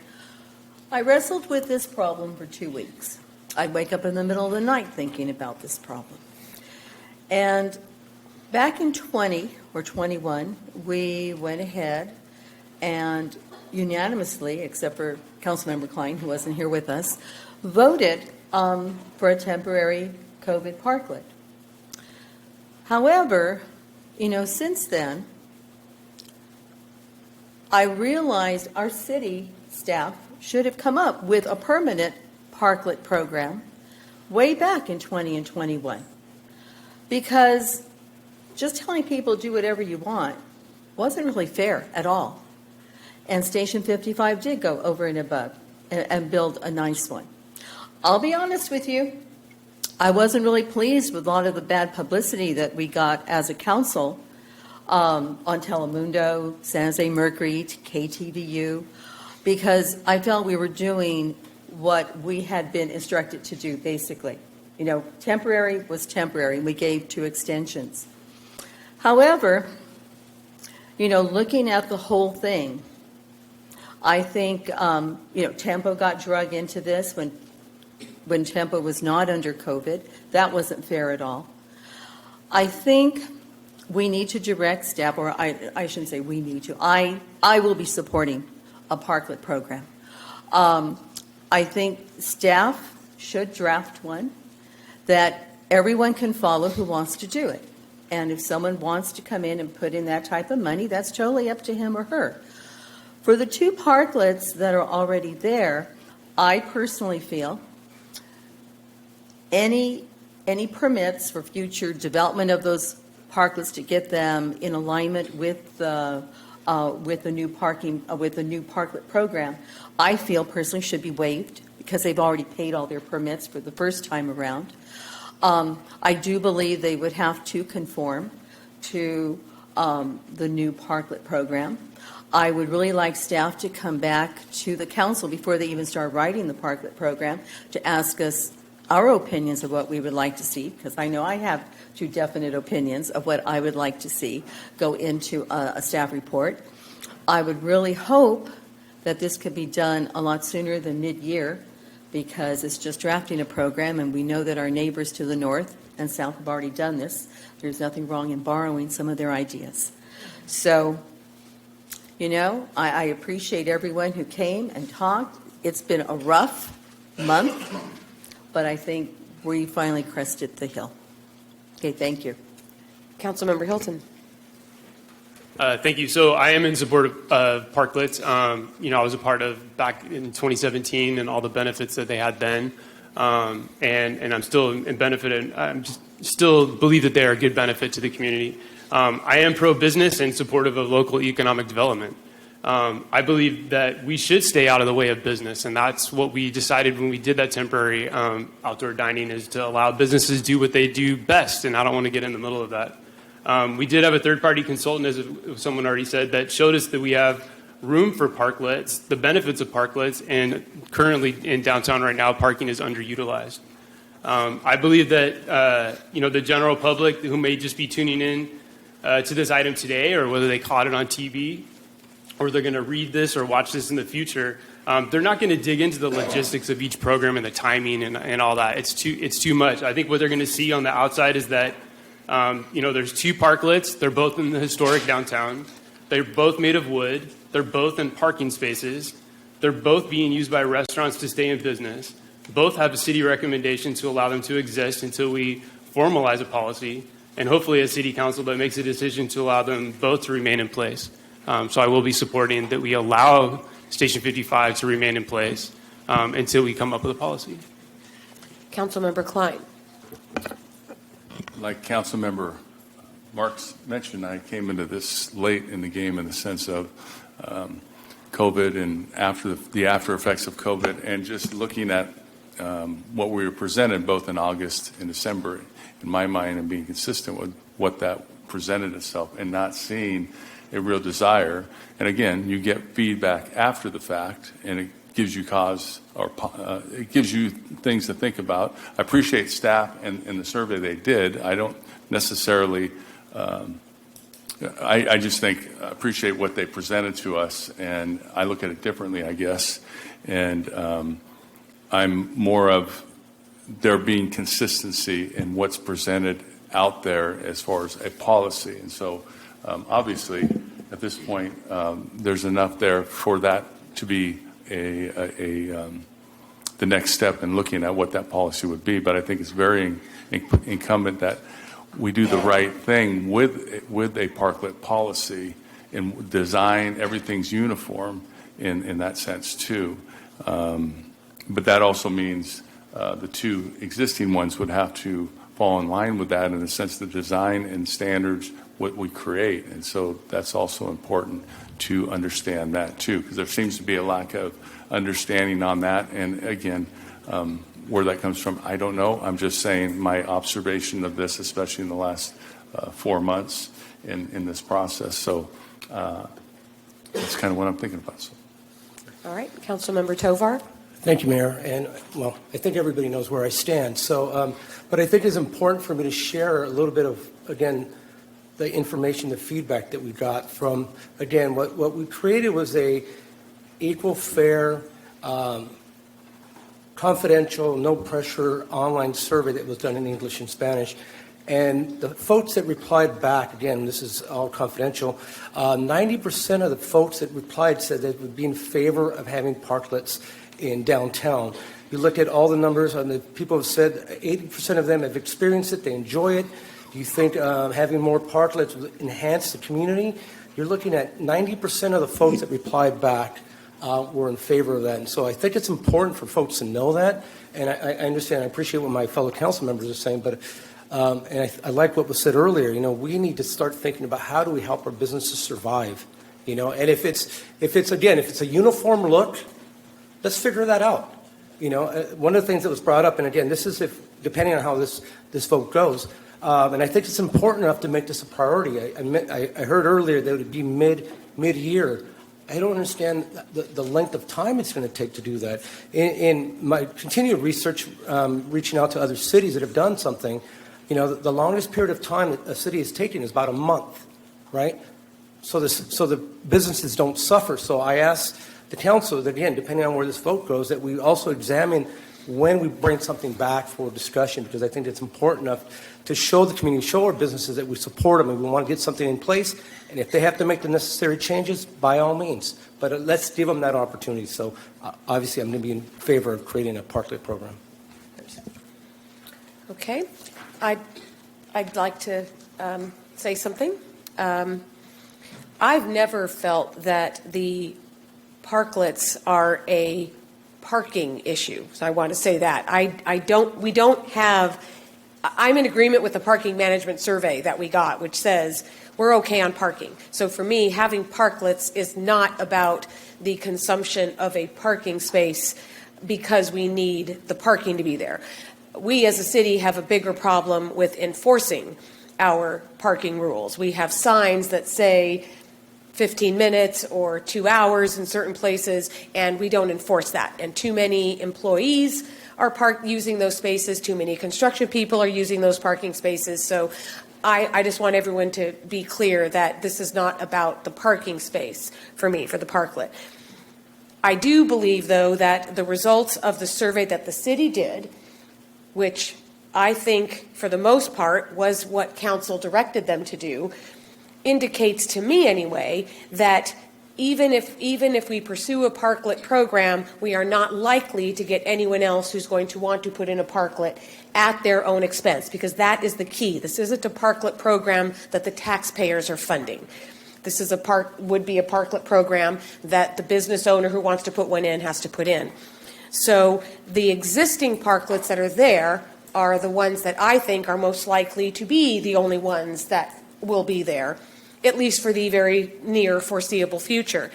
And that being said, I do think that those two need to conform to whatever program is that this council may or may not be directing city staff to do.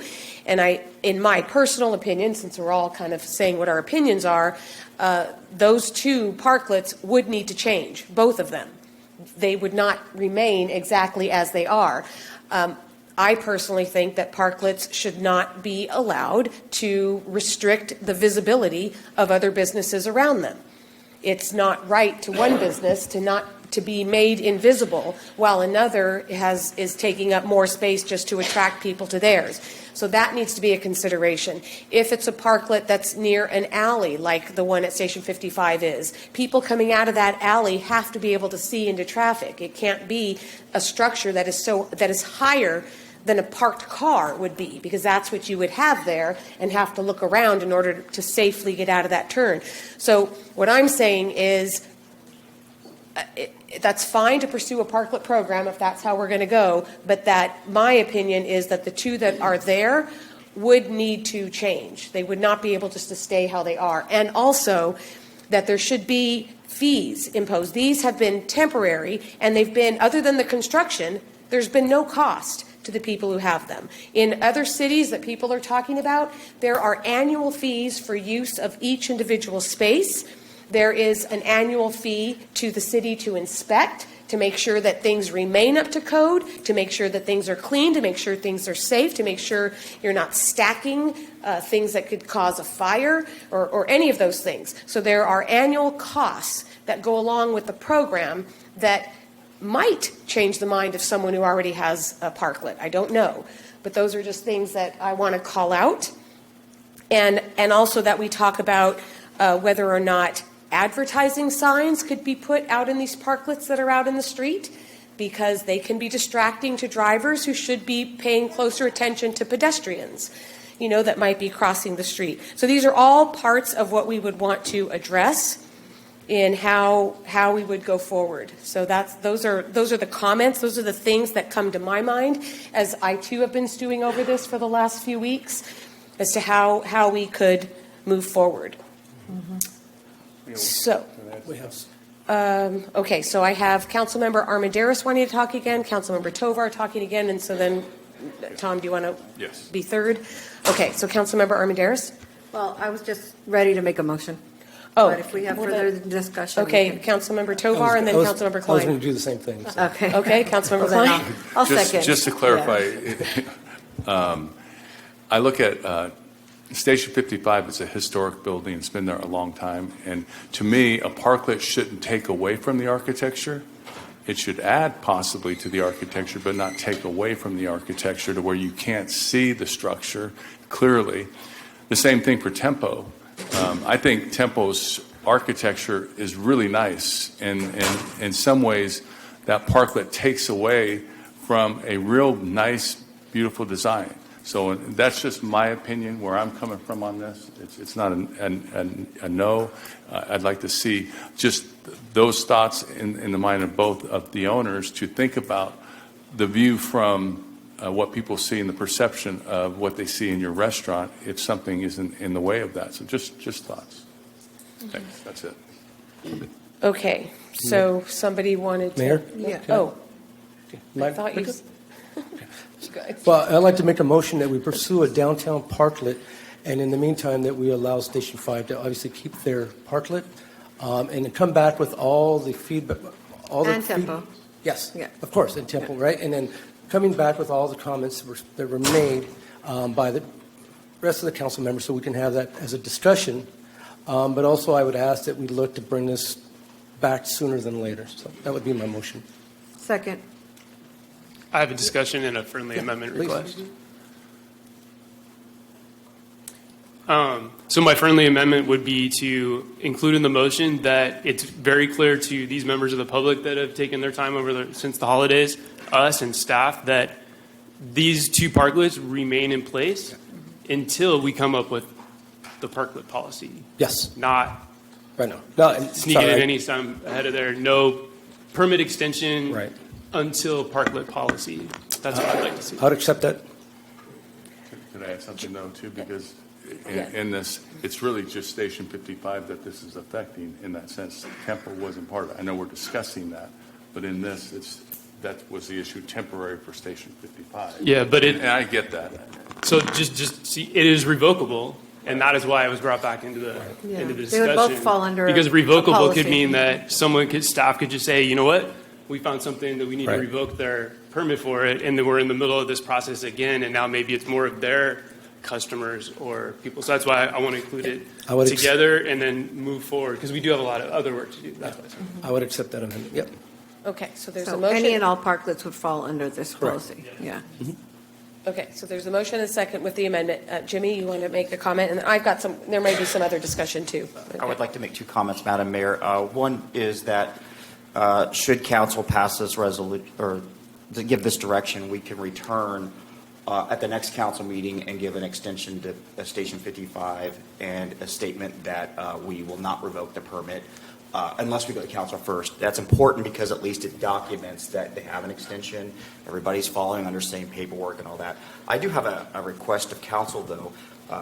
I certainly understand the desire to do these kinds of things quickly, but we've actually, as staff, has benefited greatly from the downtown committee doing a lot of the legwork, a lot of the recommendations to council, because we already have the policymakers, 5 of them, and on that committee involved, and that gives us a head start. So if that is something that is important to the council to get quickly, we could use the help from the ad hoc committee to help get that framework, and then we can do like what we're doing with these other ordinances. So that's my recommendation. Yeah, that works. Yeah, I already have I have a template already. So yeah, that works. Okay, so would it be appropriate at this time, or does it not matter to happen at this time to give any kind of direction as to what this program might include? In other words, is this the time to ask the question, for example, as to whether or not these are for public use or not? Or are we amending the motion to direct it to the ad hoc, and then that's the place where that Let the discussion ad would hoc take committee place? Yeah, I would deal say with it and then direct bring to it the back. ad hoc. Yeah, Okay. bring that back. So we accept that as a friendly amendment? Okay. Is that what So you then the would motion like, will Jimmy? include that. Yeah. Okay, then we can talk about those things there, because I think whether or not these parklets are for public use or not needs to be addressed. Can anybody sit there or not? Or is it solely for the business that's there? And also the other thing I just want to say out loud is whether or not things with parklets ought to remain complaint driven, because that puts other businesses in awkward positions. Even though they're supposed to be anonymous, I'm thinking maybe this should be something if there are violations happening. Like, parklets are not supposed to be where you have entertainment. There's not supposed to be venues where people are making noise very late. You're not supposed to have big screen TVs out. You're not supposed to have karaoke going on outside. And I'm not saying that's happening. I'm saying on it's the not policy, right? I'm saying it's not Right. supposed to be what's happening.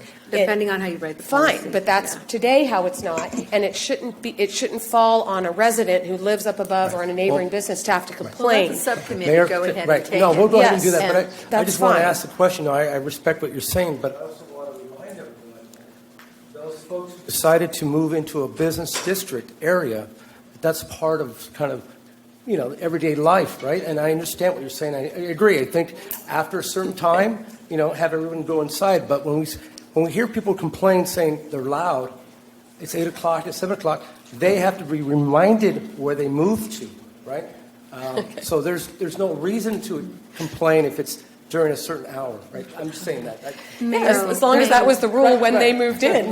Maybe it was. Okay. Mayor, one more thing before we vote. For the person who was talking about, I think Anna, when you were asked to move from Tempo, when Tempo was put in, that was for all the neighboring businesses to use. So maybe if Dan's still here, he needs to remind his staff not to kick anyone out. And if you're kicked out, just remind them that that is for all the neighboring businesses. Yeah. All right. Call the question. Yes. Need a vote. Yes. Yeah.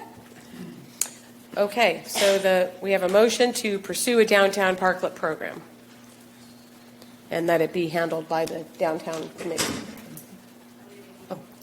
Oh, we're supposed to vote on here. It's on your screens, everybody.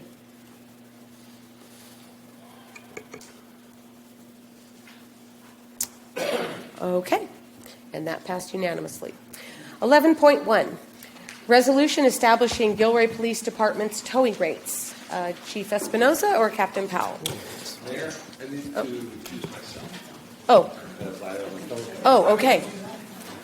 Okay, thank you. Madam Mayor and members of council, I just want to make sure you guys are, members of the community, the following two items will be presented by Captain Luke Powell.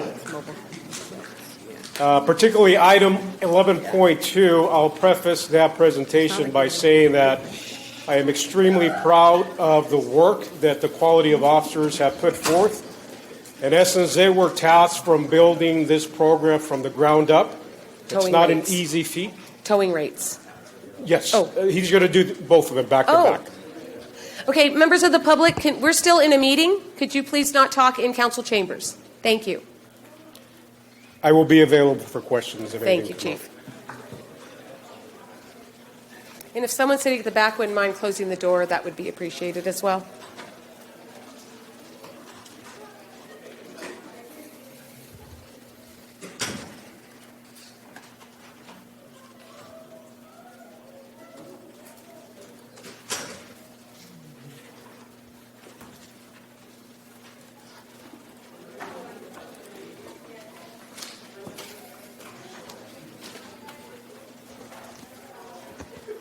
All right. Good evening, Madam Mayor and council members.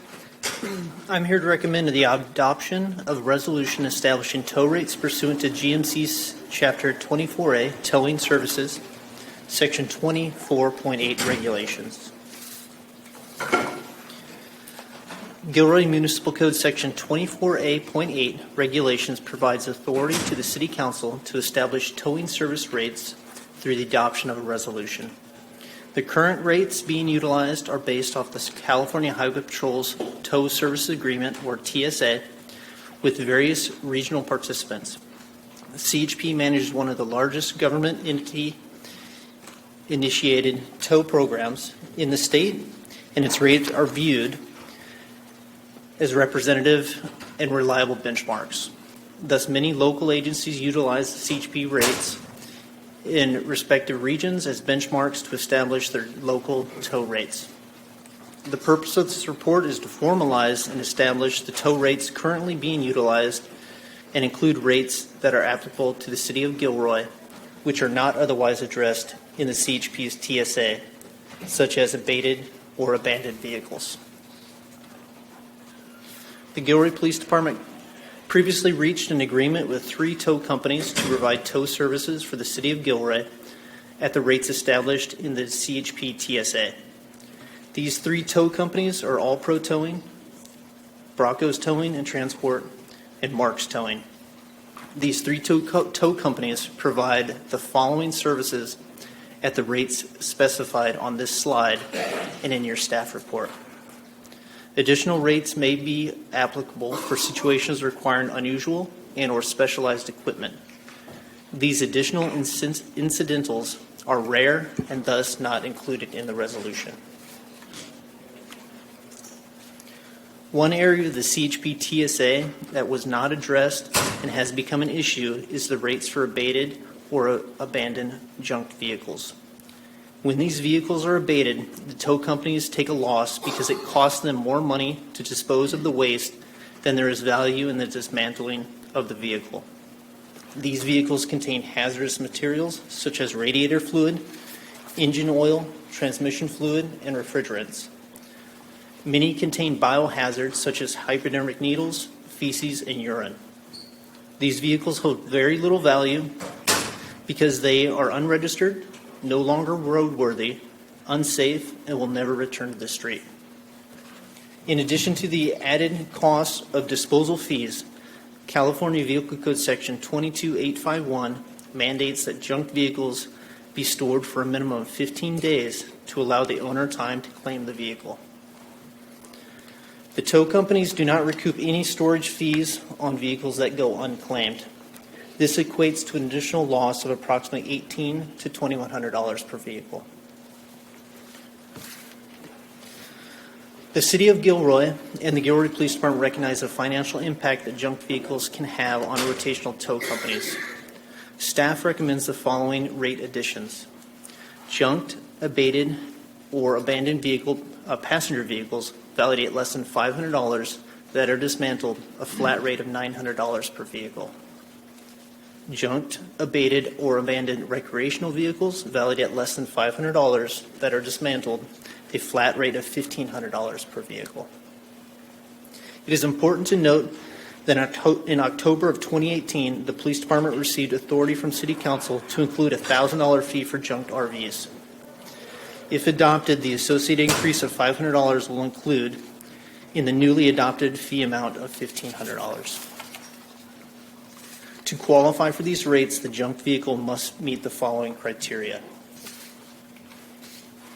The junked vehicle must be a Gilroy Police Department generated tow. The junked vehicle must be towed per Vehicle Code Section 22669. The junk vehicle must meet the criteria for junk vehicle per California Vehicle Code Section 22851.2 and .3.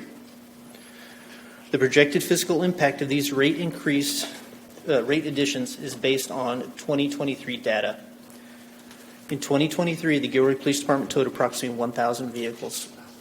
400 of those vehicles were abated, and only 15 qualified as junk vehicles. All 15 of those junk vehicles were RVs. Assuming 2024 vehicle abatements will be consistent with 2023, we can estimate that these additional tow rates for junk vehicles will increase our annual fees by approximately $7,500. At this time, abated and junk vehicle fees expended by the City of Gilroy are reimbursed by the County of Santa Clara through the Abandoned Vehicle Abatement Services Authority, or AVASA. Staff recommends that future tow rates be determined by the CHP's annual tow service agreement, and any adjustments to the rates for the junk vehicles will coincide with the Consumer Price Index for San Francisco. If this resolution is adopted, the Police Department will establish separate service agreements with the tow companies listed on the CHP's rotational tow list that express interest in offering their service to the City of Gilroy. At this time, I'd like to answer any questions you may have regarding the adoption of the tow rates. Okay, are there any questions on this particular agenda item? Councilmember Armendariz. Thank you. Thank you, officer. Or is it captain? Yes, ma'am. Captain. Two questions. Who assesses the value of the vehicles? So the requirements are very specific in the California Vehicle Code, and then we have our parking officer do an assessment on that to see if it meets or exceeds that $500 threshold. Based on there's a rubric through CVC? Yes, ma'am. Okay, thank you. And then the other question, can you familiarize me with the vehicle codes that are in here? 669, 851.2, and 851.3? 22669 is going to be the one that applies for vehicles that it's going to be certain sections where vehicles can be towed. So it gives you the tow authority to tow a car. Then the additional two, which is 22851.2 and then 22851.3, those are specific. One is for junked, and the other, one is for abated, and one is for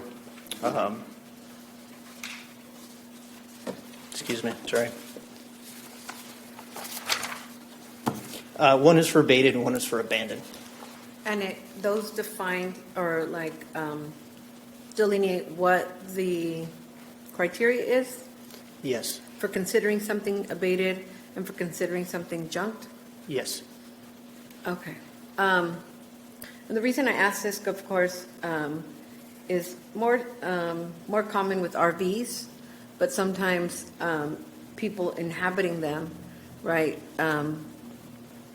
It may look or appear to be an abated or abandoned vehicle. So I'm wondering, to what extent does the officer look further into it to see if it's a vehicle that is still being inhabited versus something that just looks, abandoned or abated? Sure. So once we get a complaint of a potential abandoned vehicle, we'll go ahead and put a written notice on the car. So with contact information at the police department. So if someone is inhabiting in the car or the RV, then they can contact the police department and we'll assist them with other avenues, trying to get that vehicle off the roadway. Most of these vehicles, if not all of them, are already unregistered, they're unlicensed, they don't have insurance, that kind of stuff. More than likely, most of them are already determined to be unsafe to be on the roadway. So we'll work with the people, if people do live in them, to make other arrangements. Okay. So even if they're inhabited, Yes, ma'am. because if they meet these other criteria, they might still be towed. If they're inhabited, they could potentially be towed. We have not done that thus far.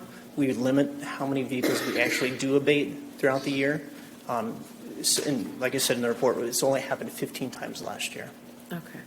And one specific incident comes to mind where the gentleman was, and I brought this up to Mr. Forbes, but the gentleman had been hospitalized. He has a terminal illness. He had been hospitalized, and so the notice was put on his vehicle. Of course, he didn't see it because he was hospitalized for about a month. Yes. And then his vehicles, which were very much like usable, he used them for work and to store his belongings, and were in good condition, right? I saw pictures of them. Were kept by All Pro for what I considered a very unreasonable price and like something that any working person would really struggle to pay. And so I'm just wondering if there is a balance to that, right? How we can avoid situations like that and hope that these rates don't contribute to that instead of helping ameliorate that for a future situation. That was a very rare incident. As you know, the person was hospitalized. That was unknown to us. We had prior engagements with the individual. He had been given multiple warnings prior to, and then we were not aware of this hospitalization. Mm-hmm. That was a rare, unique situation that we'll definitely try to avoid in future. Thank you. That's all. All right, I don't see anyone else here. Is there? Okay, then public comment. No speaker cards, Madam Mayor. Okay, closing public comment on this. So you want to go on to, wait, what do we need to do here? Motion to, we need to, okay, a motion by Councilmember Klein to adopt a resolution establishing tow rates. I'll and second. Seconded by Councilmember Marks. Okay? Councilmember Almaderis? Yes. Councilmember Bracco has recused. Councilmember Klein? Yes. Councilmember Hilton? Aye. Councilmember Marks? Yes. Councilmember Tovar? Yes. And Mayor Blankley. Yes. All right, that passed by 6. Right. Okay. So that brings us to 11.2, Quality of Life Officer Report Program. And we are rejoined by Councilmember Bracco.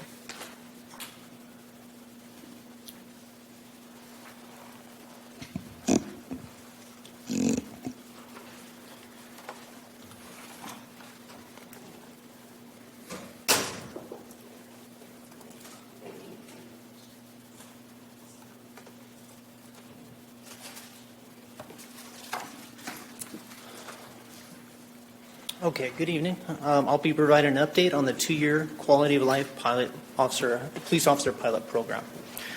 The goal of this program was to proactively address quality of life crimes and concerns within the city of Gilroy. This report will detail the endeavors undertaken by the Quality of Life Officer team throughout the 2-year pilot program, set to conclude March of 2024. The 2 officers selected for the Quality of Life Officer Pilot Program were Corporal Bobby Griffith and Officer Cameron Helms. These 2 officers were chosen for the pilot program because of their outstanding work history, excellent problem-solving skills, and ability to provide balanced policing to a diverse population.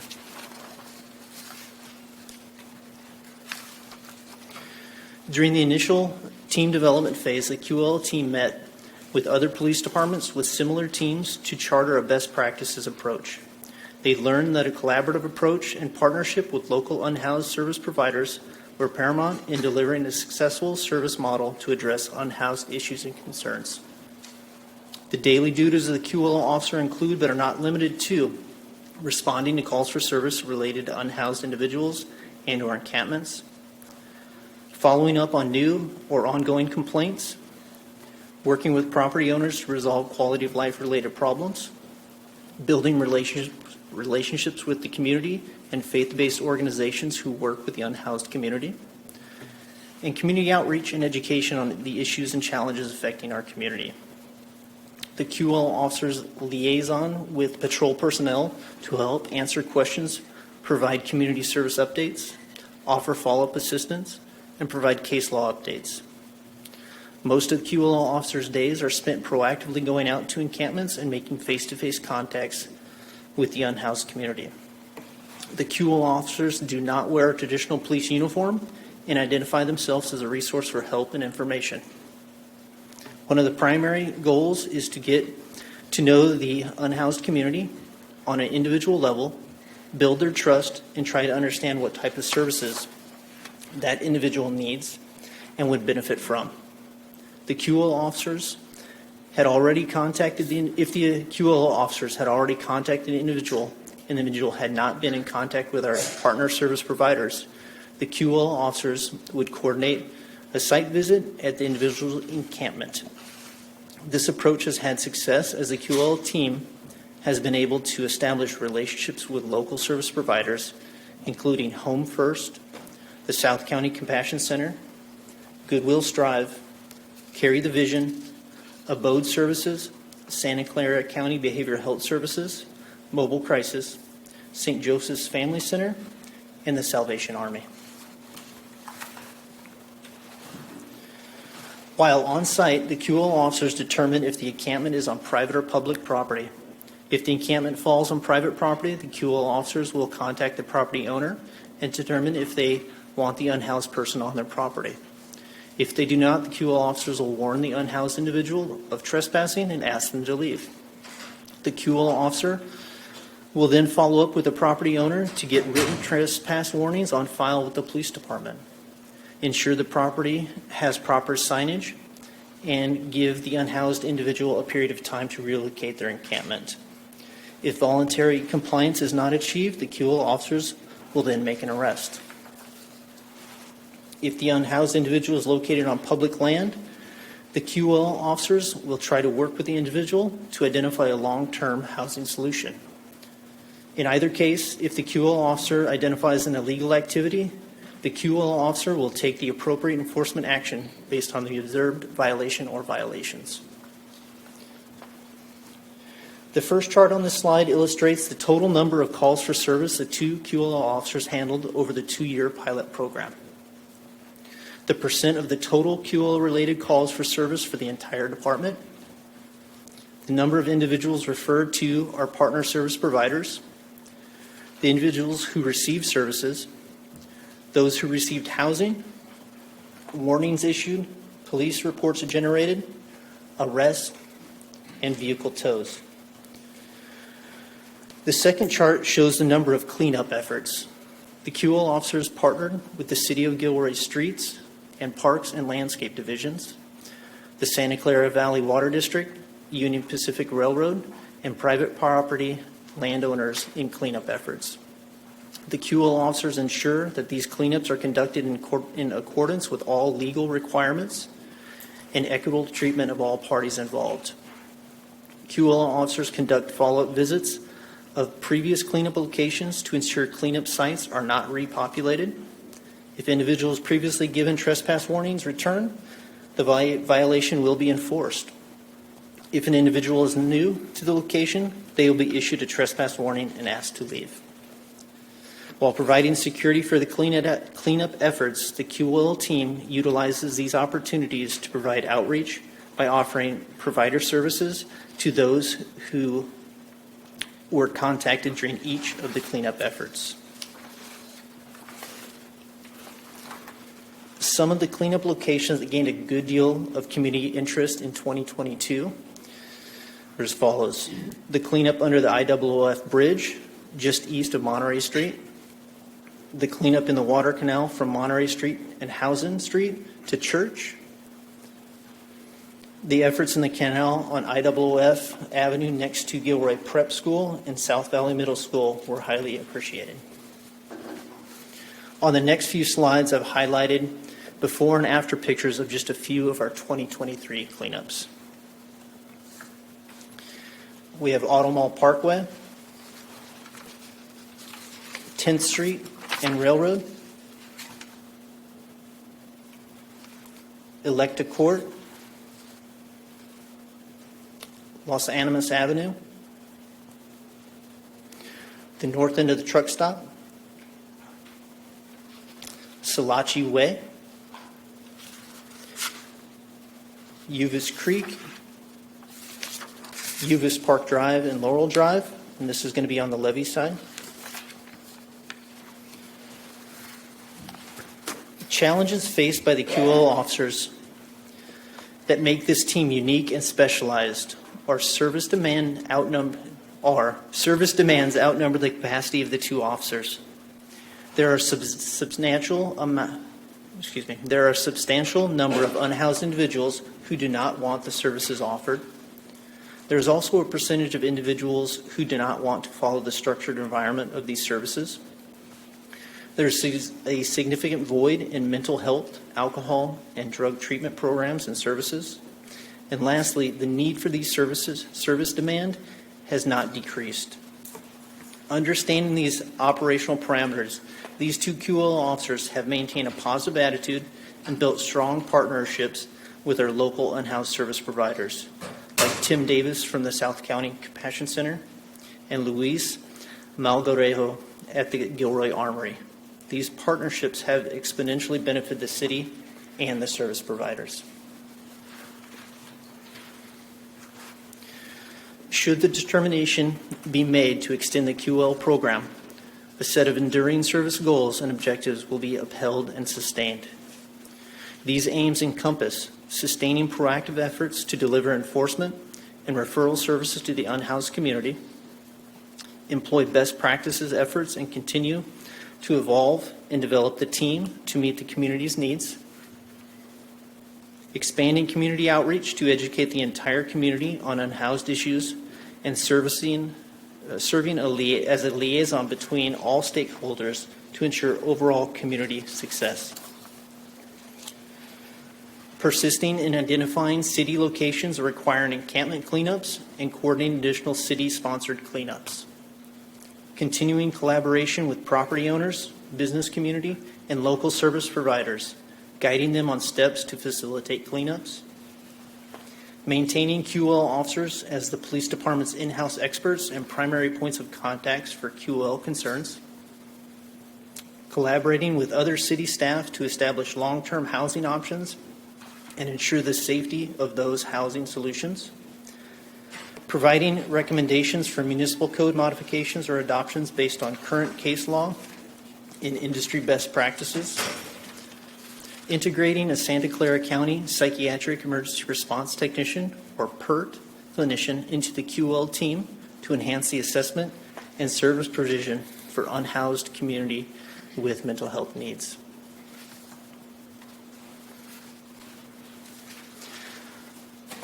A few of the current projects these officers are working on just this past week. We have Housen in Monterey. The QL team worked with the property manager to clean up their vacant parking lot, which had several unhoused people living in an RV and vehicle. The parking lot is clear and has been for 2 weeks. Alexandra and Ninth. Ongoing complaints regarding RVs. The QL officers contacted Union Pacific Police to mitigate the complaints. They coordinated the cleanup effort, and the entire lot was cleaned. They assisted by addressing the abandoned vehicles and one RV that was left on city streets. Uvis Creek west of Santa Teresa Bridge. currently partnering with California Fish and Wildlife, and have a pre-planned site visit set for January 26th, so this Friday.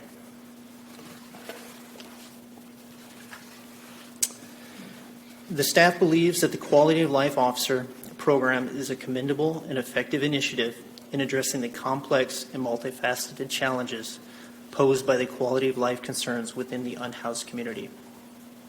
Through proactive engagement, community partnerships, and a commitment to principled policing, the QL officers have demonstrated a holistic approach that goes beyond traditional law enforcement. Their emphasis on building trust, understanding individual needs, and fostering connections with service providers has improved the lives of unhoused individuals and positively impacted community relations. The program's success in navigating challenges, coupled with its commitment to respectful and compassionate service, underscores the importance of such specialty teams in creating meaningful and sustainable solutions to enhance the overall well-being of the unhoused population and the community. Should the council decide to make a quality of life a permanent program, staff recommends that the City Council adopt the attached resolution amending the position control list for the second year of the current biennial budget, fiscal year 25. As mentioned in the staff report, the pilot program authorized 2 officers, both being police officer classifications. The current program is staffed by a police officer and a police corporal with supervisory responsibilities, which has proven to be effective. Staff recommends the program continue to be staffed in that manner. As such, an amendment to the position control will be necessary to convert 1 police officer position to a police corporal classification, with a net zero impact to the full-time employee count. Council may not approve the permanent staffing of the pilot program approved in 2021, and both QL officers will return to patrol positions in the Field Operations Division. This is not recommended as the service demand will remain consistent, and the pilot program was initially a recommendation of the Unhoused Ad Hoc Committee and approved by the City Council. The 2-year pilot program was funded by the general fund. The 2 officer salaries were included in the current adopted budget for the patrol division. Should the QL program be approved as a permanent program, staff recommends that it be staffed with a police officer and a police corporal position.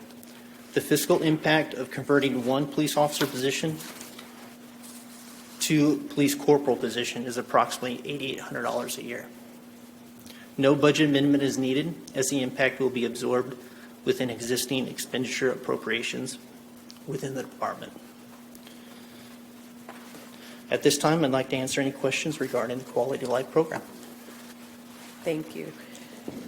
Okay, I'm just going to start by saying this was an excellent report that was in our packet. Thank you. It could not be, in my opinion, any more thorough. I mean, it really did show all that goes into what you are doing and the magnitude of what you encounter repeatedly. And I thank you for putting it down in a way that everybody, the public, we can all see and digest and contemplate. Okay, I'm going to look to council first if they have any questions just of this report, and then I'd like to go to public comment. I don't see anybody on the board. Three of us. Why is it not showing? Okay, because I didn't hit refresh. Okay, Councilmember Marks, you're on there first. Yes, I have to echo what the mayor just said. Very good report. I'm just curious, what percentage of the unhoused would you say do not want services? Going off just the 2 charts I provided, let me go back to that slide.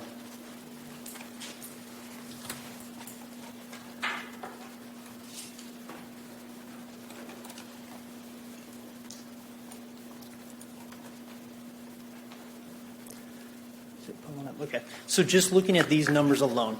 So in the 2-year program, we offered services to right around 250 individuals. Of the 250 individuals that we offered services to, we're looking at 150 received some form of service. So 100 people didn't even take us up on that opportunity. Of those that did receive services, we're looking at almost right around 85 people actually received some form of long-term housing solutions. So it Okay. just kind of gives you an estimate of the numbers. All right, and then I just have one more. You talked about January 26th, where Uvis Creek is going to be, I think you said, what did you call it, a site visit? We're going to have a site visit fishing game. Does that mean it's going to be cleaned up? Because I understand it's quite a mess. So this is just going to be a survey of what kind of violations might be taking place under the fishing game rules. Okay. That's not real familiar with this, kind of outside of our normal wheelhouse, so we're calling in experts to help us out with that. Okay, because we passed that ordinance stating that there was to be no camping in the preserve, and it's quite an encampment, I've been hearing. You are So, correct, yeah. okay. We're working on every option that we have to get it cleaned up. Okay, great. Thank you. Councilmember Bracco. Captain Powell, on the 100 or so that you said don't want services, what do you do with them? So we have to move on to the next level. To generalize our approach to this is we want to approach everybody with compassion, but there's some individuals that don't want that compassionate help. In those particular cases, we have to have a firm hand, and we take enforcement action with those. And are you continuing to take care of actions with those folks and getting it remedied? Definitely. So we document all of our contacts. We will definitely give people multiple warnings. It's not just a one warning and then citation, but when it comes to the point where they've not taken part of all the opportunities that we're affording them, then they will be cited, they will be arrested, they will be moved on. Okay, I have a question for the chief. Yep. Chief, is this in your opinion, is this the best use of these two officers, or would you rather have them back on patrol? Yes, it is. So this, we captured it a couple of times where we say that this demand is not going away. This work is not going to go away. And so what potentially could happen is that now these types of calls, quality of life related calls, are then prioritized with every other call in the city. And so you will not have a dedicated person that has a connection, that has a relationship with, i.e. both the service providers and the on-house folks. So now they're encountering a completely new face. Maybe 6-7 hours later, depending on how it's prioritized. And so this is an excellent use of these two officers. I wish I had 2 more. I wish I had 4 more. This type of work is not going to go away. That's the reality. And so they are our designated point of contact. There are residential experts that maintain the rest of the department informed. They even develop a newsletter that goes out internally as far as the problem areas, who they've housed, who they've assisted, and who is a problem that we need to focus on. And so, absolutely, I am proud of the work that they've achieved. We tasked them with building this program from the ground up, and frankly, that's often they're overworked, and they're doing a tremendous job. So I support it 100%. Councilmember Armendariz. Sure. A couple questions and a statement or two. The number of calls or the way, can you help me understand the partnership or the number of calls you've made to the county crisis response team? Is that what it's called? We do have Mobile Crisis, which is a Mobile county Crisis. agency. I don't have those numbers for you right now, but we do utilize Mobile Crisis quite a bit. We'd like to expand the program to include a PERT clinician, which is a county employee as well. Okay, that was my second question is, does the PERT work for the mobile response team? Would they be employed Yes. by us or just So contracted Mobile through us? Crisis is a program that's been around for a number of years. PERT is more of a Southern California initiative that's been around for 2 decades in Southern California. It's starting to get more attention up here. So we'd like to incorporate kind of the PERT model, a Southern California model, into our current Mobile Crisis. So what that would do is assign a PERT clinician to the police department. So we'd have the PERT clinician working out of the police department, responding to calls with these 2 officers here. So the difference is that they would ride with them or be on call for them. So right now they're on call. They would be riding out with the officers. Okay, that's the difference. And is there a Yeah. difference in the work that they do or their certifications, They're both licensed clinicians, same qualifications for both positions. It's just how we deploy that model. Okay. So I want to say, again, it was no secret that this wasn't, when we decided to use money for these officers and to have officers in the encampments wasn't something that I supported, I appreciate, though, I'm at the encampments pretty often. I work with Pit Stop. We go out and feed or support folks a few times a week. And when I'm not out there, I know that I can call on folks who work directly with these officers and that they've been instrumental in saving lives, right, in preventing harm, in finding people when their families are looking for them. And so I appreciate them very much in the work they do, and it's not easy. It's very ugly and heartbreaking, every day. And so I appreciate them, and I do support the work that they do, and I would support PERT or, an increased partnership with the Mobile Response Unit. But about your report, I do have to say that your language about Prop 47, 57, and the Bend the Arc reforms, like the reason that we have those reforms and we had to get those initiated and supported and passed is because of an undoubted historic racism and injustice that disproportionately affected people of color and low-income communities. And so that's why we have those reforms. And I don't think that, a lot of that stuff is in the hands of the DA and not in you guys, in your hands, but it's always in your hands to enforce stuff. And so I appreciate the rest of your report. I think it was really thorough and gave us a good, clear vision of what's done and how impactful the efforts are, the everyday efforts of this team. Thank you. Okay, seeing no other council members, I'd like to go to public comment. And I see 4. Yes, Right. Madam Mayor. Okay. The first speaker is going to be Gregory Felios, followed by Tim Davis, followed by Kelly Ramirez, and lastly, Ron Kirkish. Very good.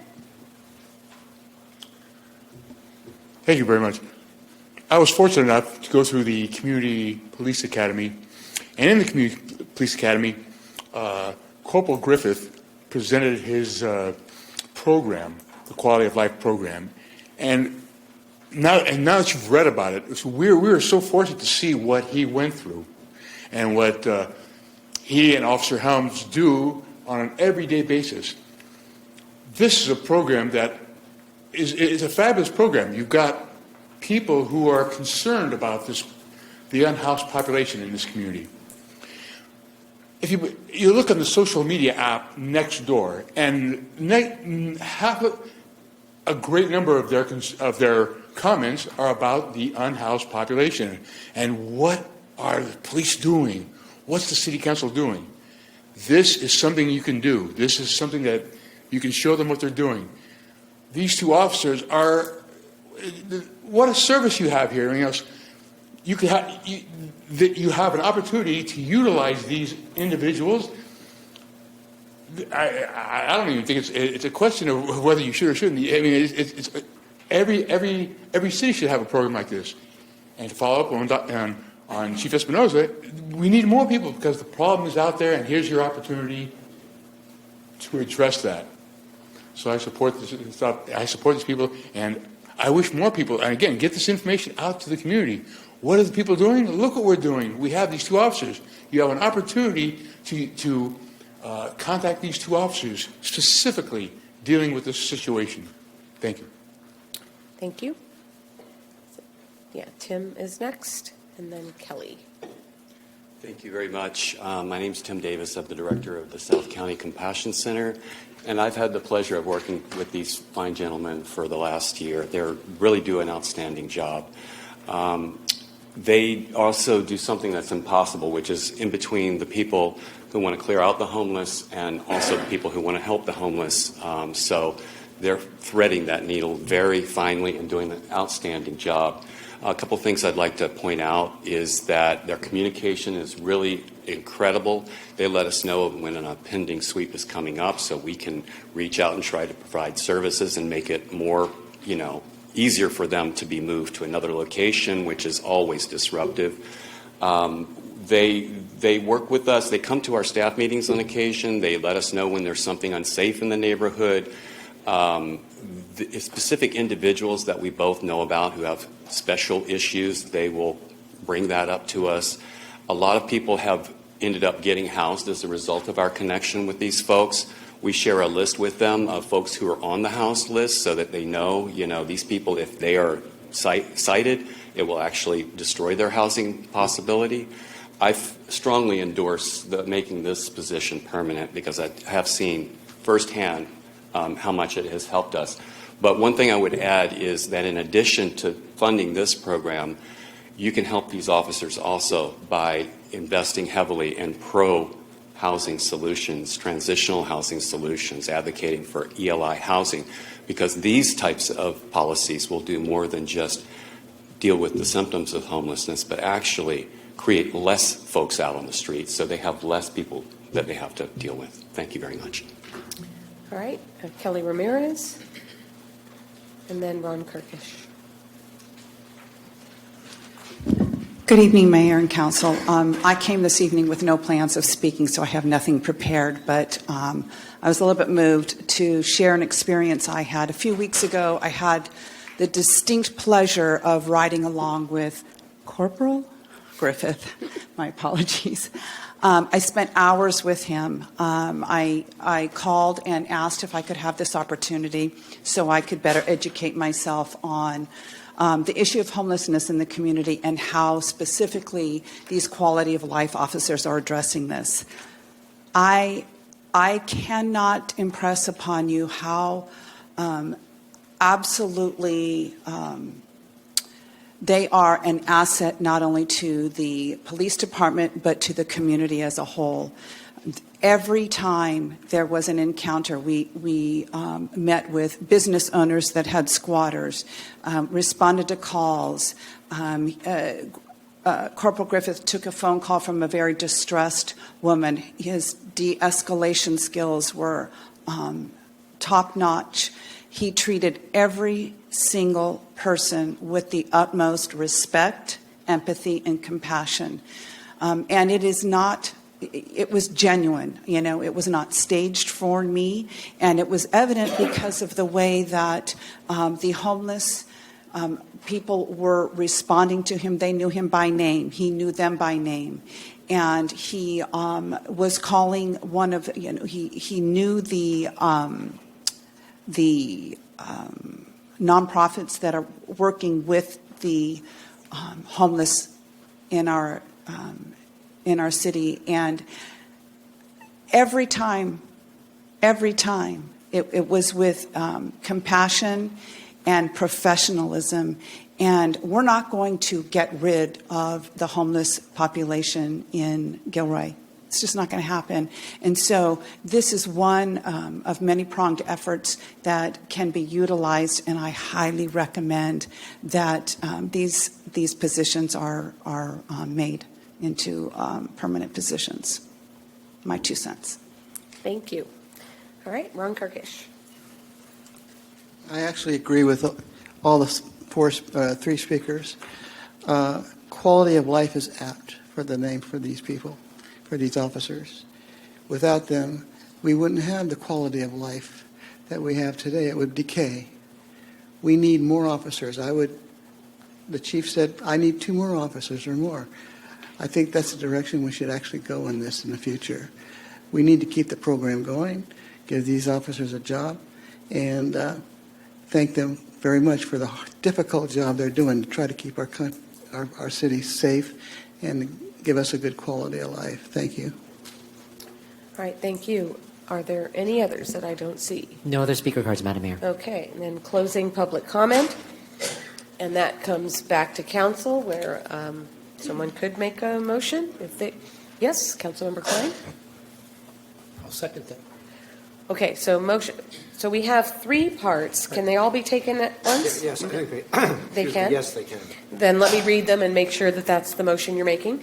That we approve the city's permanent quality of life officer program and approve the reclassification of a police officer to police corporal in the quality of life officer program and adopt a resolution updating the city's position control list for fiscal year 24-25. Okay? So that's motion made by Councilmember Klein and seconded by, oh, you already have it on there. Yes, Madam Mayor. Mhm. Councilmember Almaderis? Yes. Councilmember Bracco? Yes. Councilmember Klein? Yes. Councilmember Hilton? Aye. Councilmember Marks? Yes. Councilmember Tovar? Yes. And Mayor Blankley. Yes. Yay, that passes. Thank you all. I don't know if you two wanted to say anything. Did you want to? It's up to you. You're the guys doing it. I know, come on. Okay. All right. Thanks. Okay, 11.3. This is back to our City Council Downtown Committee. Okay, sure. We'll take a 5-minute break. Sorry. Yeah, don't leave. 5-minute break. I only have 38 slides. All right, 28 slides. All right, we are reconvening the City Council meeting. If everybody could please take their seats. We are on agenda item 11.3, City Council Downtown Committee Part 2, Subcommittee Reports and Recommendations, Beautification of Downtown, and Noise Ordinance. The noise ordinance is going to go first. That will be presented by myself and Tony Bowles. So I'm going to move to the podium.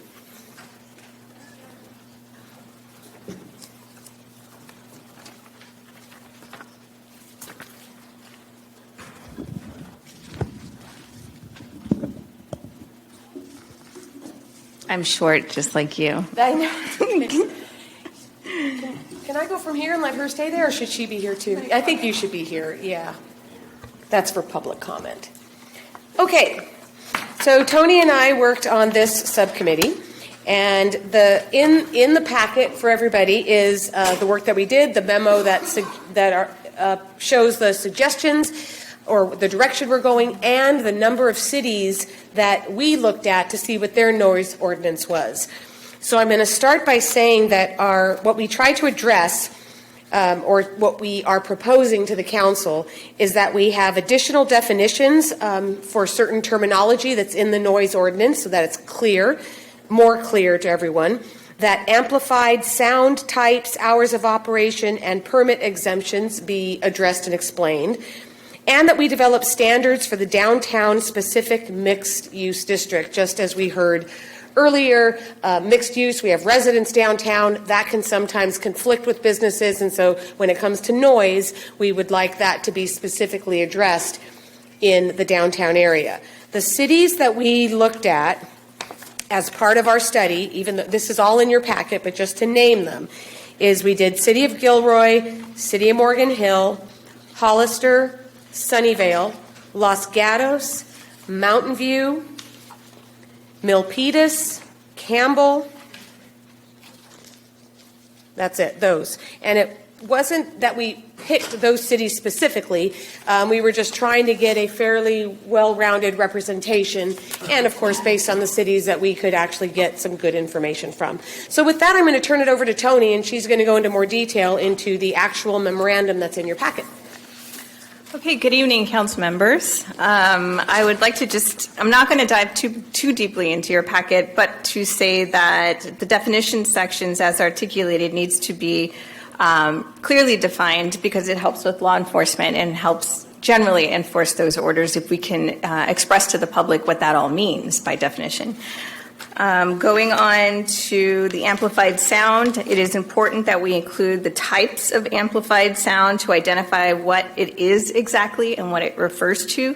So in your packet, you're going to see types broken out very specifically, and includes hours of operation and, of course, the permit exemptions for events. I'm going to actually focus your attention on what's not there right now, what we recommend be included, which is the inclusion of a downtown mixed-use district, acronym DMUD. This is very close to what Hollister has. In fact, in our audit, There was not a single other city who had something so specific. And Hollister not only was specific, but it was very current. And it came after their redevelopment of their downtown and what we see today as their redevelopment. So we're going to focus our attention on what that looks like, because the brunt of our conversations in the ad hoc committee had to do with the language in the new DMUD, and it had to do with decibel levels and time constraints. And so that was arguably the most contentious. And so what you're going to see in front of you is voted on and a final outcome of that ad hoc committee. So this downtown mixed-use district is defined as 3rd Street to 7th Street and Eagleberry to Railroad. It was developed to facilitate an active daytime and nighttime city destination with restaurants, theaters, diverse retail and shopping opportunities, and high-density residential uses. Subsection B. Given the desired intensity of land use and activity in the DMUD, daytime and nighttime ambient noise levels in the DMUD will exceed other mixed-use residential and commercial districts in the city. Subsection C, due to the range and level of outdoor and indoor activities in the DMUD, sound from allowed uses in the DMUD shall only be considered a noise violation under the following conditions. And this is where it clearly articulates for the person who's trying to enforce. The noise interrupts the operation of surrounding businesses. The noise exceeds levels comparable to that typically associated with the allowed function of uses that are allowed in the DMUD, that should be a D, district. The noise is due to individuals congregating in public areas outside of an individual establishment for extended periods of time. And the noise is a result of pedestrian and traffic queuing associated with an establishment, business, or event. And this is the most probably talked about in conversation with our ad hoc committee, this next bullet. The noise level exceeds 85 decibels from 8 a.m. to midnight, 75 decibels from midnight to 2 a.m., or 50 decibels from 2 a.m. to 8 a.m. I have 65. Yeah, we have 65. Oh, we have 65. Sorry, that's my error. So let's go backwards. 85 decibels from 8 a.m. to 12 midnight, 65 midnight to 2 a.m. To 12. To 12? Or to midnight? Yes. Yeah. 65 to midnight. And let me read off the Okay, yours. go ahead. Sorry, 85 decibels from 8 a.m. to midnight, 65 decibels from 12 midnight to 2 a.m., and 50 decibels from 2 a.m. to 8 a.m. So what was written is the actual voted on final decision of that ad hoc committee. Yes. Measured, this is also very important, measured at the property line where the noise is being generated. And that was a discussion of measurement tool, but also where is it that someone who's enforcing that would stand to measure that, right? And it's at the property line. So I'm going to open it up to questions. Thanks for the clarification. My notes were old. Yeah, that's okay. Yeah. I actually got this from her, so she has the current stuff, Yeah. but it's in our packet. I would like to just say one thing, too, though. When Tony says most discussed at our committee meetings, it really was going to midnight. That's what was most discussed, because Hollister's, the 85 decibels is only allowed until 10:30. And so to switch that to midnight was something that was a discussion among the committee as to should it go that late at that high volume or not. So those will be things to be discussed with the public. This is not creating any law here. This is just telling the council what the subcommittee came up with. So go ahead. Questions? Councilmember Armendariz? Thank you. At about what decibels does a baby cry? Do we know? I don't have a chart for that, but we were analyzing that at the ad hoc committee level. We were talking about a washing machine. A washing wasn't it? machine. Yeah. We were talking about a blow dryer. We were talking about airplanes. Yeah, there you go. Thank you, Google. And then I don't think code enforcement works right after midnight. Would these be like special assignments for code enforcement to go out, like? They have worked past midnight, especially if you get a recurring complaint from a business, they would be out there. Okay. Okay. I remember the washing machine discussion. How loud is a washing machine? You want to Google Is it that? 65? I know Zach probably. Zach, can you Google that for us, Yeah. Councilman Zach? This is 70 degrees, or what you guys are talking right now Yeah. is 70 decibels. Oh, wow. You can put it on your phone. Okay. And these weren't extracted, these weren't like pulled out of thin air. So if you look at the audit from that table, it's going to see the average of decibel levels for certain criteria. And so we went even in a looser direction to account for our nightlife and the things that we're supporting downtown. Because if we're at 70 right now, 85 from 8 to midnight. So our venues that play music, right? This is how loud it will be outside of their venue? From the property line. From the property line out to the public? But how would we determine the cutoff? Like, where is it a disturbance if there's people who live upstairs? So that was a topic of conversation too with people who were in residences, for instance, above clubs, right? And so the assumption that you're renting a residence, you're assuming when you sign that lease, you're signing it with the club underneath you. And so that was a discussion where everyone at that table understood that it's a given that that person who's signing the lease is signing it. It's very different circumstances when the building is vacant and the club requests a permit after the person has occupied the premises on the second floor. Yeah. Just because, but there wouldn't be an exception for that as written in this policy. I'm not sure if I understand. So if what you just said in terms of it's a given, it's an understanding, right, that you move into a place and there's music next door, music downstairs, that the sound will exceed these, right, or be significant. That exception or that understanding isn't written into this policy, so this policy could still be enforced in that situation. There's a danger in city or municipal taking legalities of writing into their policy that which can change with the nature of the structure of the building. And if it's a mixed-use building, this is just my opinion, it binds the enforcer into saying you cannot do something. But let's say that a person renting it in a mixed-use situation asked to use it in a different fashion, but it's now a strict policy written within the government. Does that make sense? Yes, it's restrictive in that nature. We're trying to start somewhere, and we're using the decibel levels that other cities have done. There wasn't a lot to look at for a downtown mixed use. Hollister was the only one that had addressed that. So in the cities that we looked at in Santa Clara County. Yeah, if I can just say for a second, there's no perfect way to deal with a situation of the sort you were just discussing. Mm-hmm. In fact, Santana Row in its early days was sued by somebody who bought a condominium right on the row, not in the back where it's a little quiet, but right on the row, and then complained about noise from restaurants across the row and so on, because they did in fact violate San Jose's noise ordinance. But, you know, the defense was exactly what you said. Well, you knew that coming in, but nonetheless, the ordinance could apply, arguably.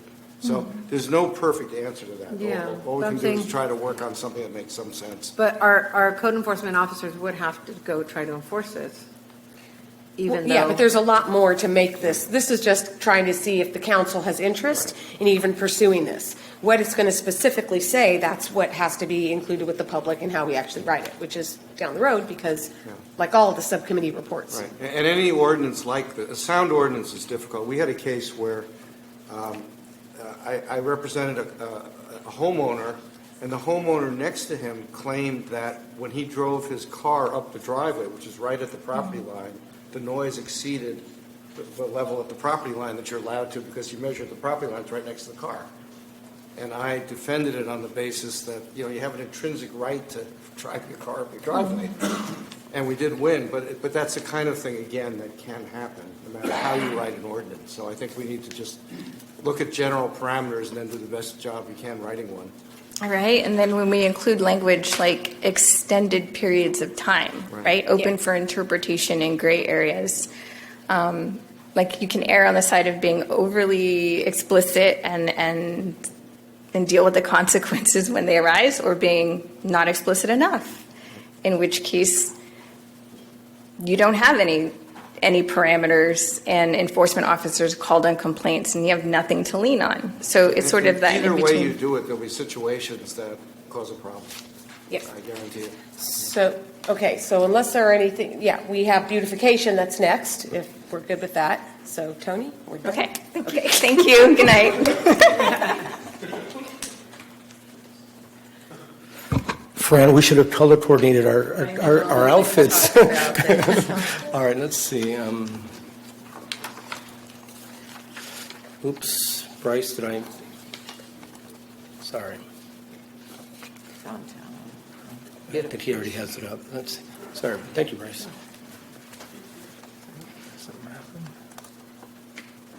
Somebody closed it. Oh, there you go. Yeah. That's not good. All right. Mayor, Council, thank you for allowing us to speak on behalf of the beautification subcommittee, and that consisted of myself, Fran, and obviously Matt, who's no longer part of this committee, but I wanted Fran to introduce herself first before we get going. I think most of you know me, Fran Bodette, co-owner of Old City Hall Restaurant. And I want to thank Fran. I know that she, as the owner of a restaurant, she should be there working, but obviously she's here because it's important enough for her to. For the close now. So what I'm going to do is kind of give an overview, maybe to the community that may not know, but just so, and then we're going to go into the details. And at the very end, we'll talk about if projected costs and all that. So I'll begin. So as many of you know, downtown was established more than 100 years ago. Since then, it has undergone many changes, and its landscape has evolved with the times. In recent decades, our downtown has struggled through many challenges, some of which have resulted in blight and vacancies in certain areas and a lack of vibrant needed to make downtown thriving. The look and feel of our downtown greatly influences how our community is perceived. Beautiful, vibrant, neatly landscaped, clean, and well-lit streets make our downtown as appealing as a place as possible, not only to our residents, but to visitors who come to shop and gather with friends and family. It's for these reasons and others that we will discuss as we go through our slide presentation that prioritizing the appearance of our downtown through beautification is paramount to the success and vitality of our downtown. This committee was tasked with outlining projects and policies that would aid in promoting beautification in order to promote the appeal of downtown, revitalizing it and an appearance, and create a warm, welcoming, and attractive space for everyone. The beautification committee consists obviously of Fran and myself, and together we met monthly to research, analyze, discuss, and obtain feedback from the community about what beautification efforts were most needed in our downtown. Okay, I'm sure that many of you have heard the old adage, those who do not learn from history are doomed to repeat it. Taking these words to heart, the committee looked at the work done by those who came before us to better understand what the city and community's vision had been for downtown. The committee quickly discovered that beautification of our downtown has been a priority for decades. In fact, the Downtown Specific Plan, which was adopted in 2005, outlined detailed plans for beautification, citing the need for an attractive, appealing place as paramount to the success and vitality of a thriving downtown. Love that building. Oops. It was both heartening and sobering to see that many of the priorities outlined in the Downtown Specific Plan mirror so closely the work that still needs to be done today, almost 20 years later. As you can see, the plan imagined a facade improvement program, a downtown park, archways at the entryways, lighting, outdoor dining, and a creation of an improvement district specifically to fund these improvements downtown. After assessing the current conditions, considering the recommendations of the ad hoc committee, Looking at the vision that the downtown-specific plan had outlined and receiving input from the community, the Beautification Committee carefully crafted 8 recommendations that would improve the appearance of downtown in a way that reflects and honors our unique history while bolstering economic vitality and encouraging revitalization to areas that are underused and unsightly. As such, our recommendations include lighting improvements, both in the form of new decorative lighting and repair and maintenance of the existing lighting downtown, which we have worked on that. Entryway arches that would announce and create placemaking for our historic downtown. Sidewalk maintenance and landscaping along the public right-of-ways. Further development of a pop-up park so that it becomes a center of a community engagement and a vibrant place for our residents and visitors to share and enjoy. Updates on the development of Gourmet Alley, which will beautify and revitalize the corridor.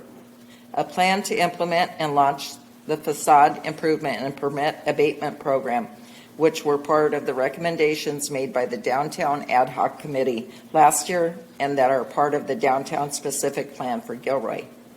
Develop an advertising and marketing plan with unified messaging that promotes our rich and diverse history.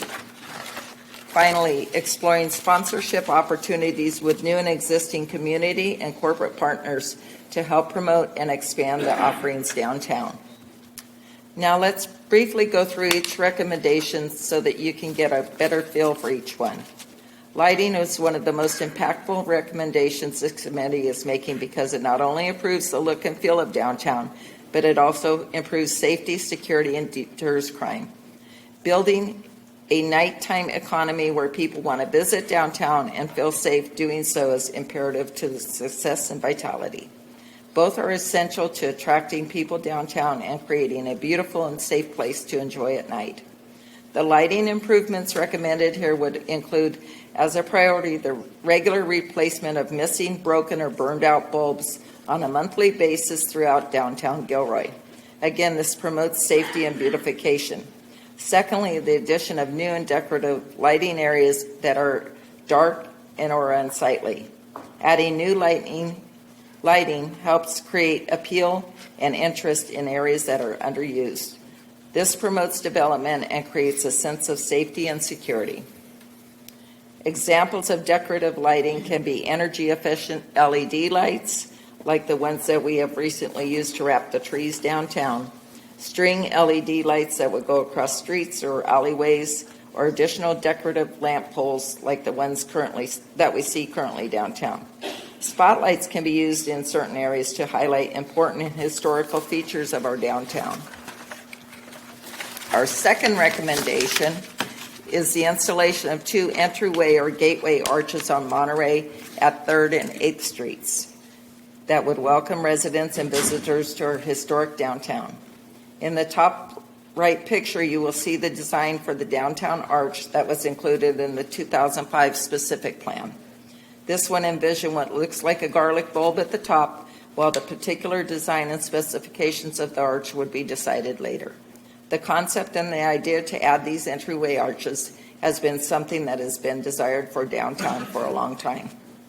Below, you also see the one that Fairfield has as another example. Many downtowns throughout California and across the country have installed gateway arches because they know how important they are for placemaking and to distinguish the unique characteristics their town has to offer. We would like to do the same for Gilroy. Another important recommendation is that the committee is presenting is the need for sidewalk maintenance and landscaping along the public right-of-ways. Most specifically, that the sidewalks in the most heavily trafficked areas be power washed monthly in order to remove dirt, grime, debris, and graffiti where needed. Sidewalk maintenance would also include repairing large cracks in uneven surfaces and that create hazards for the public. Maintaining our sidewalks to ensure they are clean, smooth, dirt, and debris-free shows residents and visitors alike that we value the appearance of our downtown and want to make it a pleasant and safe place to be enjoyed by pedestrians, families with strollers, and those requiring the assistance of wheelchair, walker, or cane. In areas Where there are sprawling plants, weeds, and untrimmed bushes, the committee recommends replacing these with a smooth surface like stone or concrete. Businesses and property owners we spoke to highlighted the importance of this improvement, citing not only that it would help clean up and improve the appearance in these areas, but it would also greatly reduce the nuisance of pests and insects that live there and create unsanitary and undesirable conditions. Thank you, Fran. The concept behind a pop-up park is to identify an underused, underdeveloped area and create a space for community engagement to encourage a vibrant and stimulate future development. Many cities have created pop-up parks in public spaces expressly for this purpose. Morgan Hill had the giant chair that their pop-up park had and created a place for residents and visitors to gather, play, take pictures, and to post about downtown on social media. This had a positive impact on the development and drew people downtown. The same general idea was the intent behind the pop-up park in Gilroy as well. However, we wanted our pop-up park to reflect the unique features Gilroy has, which has to offer and reflect our culture and heritage. The problem has been that since the pop-up park was created, it has lacked a theme, that has not focused and doesn't include any features that would attract interest or distinguish ourselves from any other park. Taking into consideration the location of the pop-up park and the history of the area, the committee is proposing that the pop-up park be given a musical theme as it's next to the Performing Arts Center and adjacent to the old music store. Further, it would help to honor and preserve the legacy of Donald Prieto, who the park will be named after and dedicated. The music-themed park would transform the space into a place for community engagement by adding a stage for events, performances, plays, concerts, and movie nights. The committee would work with local artists, community, and the Art Commission, the Center of Performing Arts, and other community partners to help display or to look into different art projects so it could become a draw for residents and visitors. It would honor Gilroy's unique contribution to the arts and highlight our rich cultural history. Finally, the committee is recommending the installation of QR codes in prominent areas around the park so that visitors can scan to learn interesting facts about Gilroy and its history and get connected to local offerings downtown. In March of 2022, a $3.9 million grant was awarded to the City of Gilroy for the cleanup and beautification of our Gorming Alley and Railroad Alley between 4th and 7th Street. Since this award, the construction of the project has been delayed due to many factors. However, the execution and the completion of the project remains of paramount importance to the city and the community as a whole. As such, it is important to provide a timely update on the timeline of construction and completion of the project for several reasons. One, understanding the timeline aids in promotion of the area and interest, leasing vacant and underutilized spaces in the area. Businesses affected by construction need to be told in advance or given an advance warning to plan accordingly and time any infrastructure project they might have planned with the project in mind. For example, if a business is opening on Gormley Alley or on Monterey and needs to do plumbing, sewer, or other work in the alley, it would be beneficial to time that work with the repavement of the surface, both for the cost and for business interruption considerations. Therefore, developing and updating an accurate timeline for the work and making sure ongoing and effective community outreach is being conducted and is imperative to ensuring the smooth completion of the work.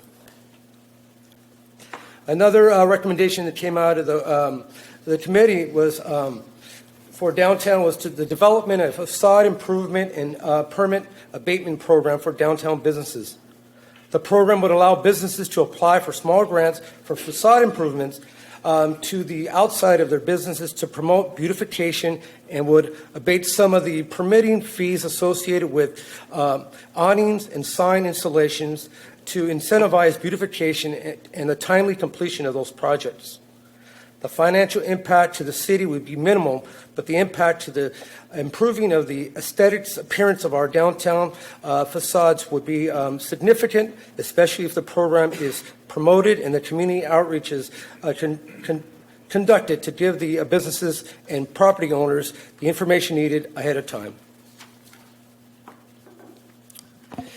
The final two recommendations of the committee was an indirect but meaningful impact on beautification toward downtown.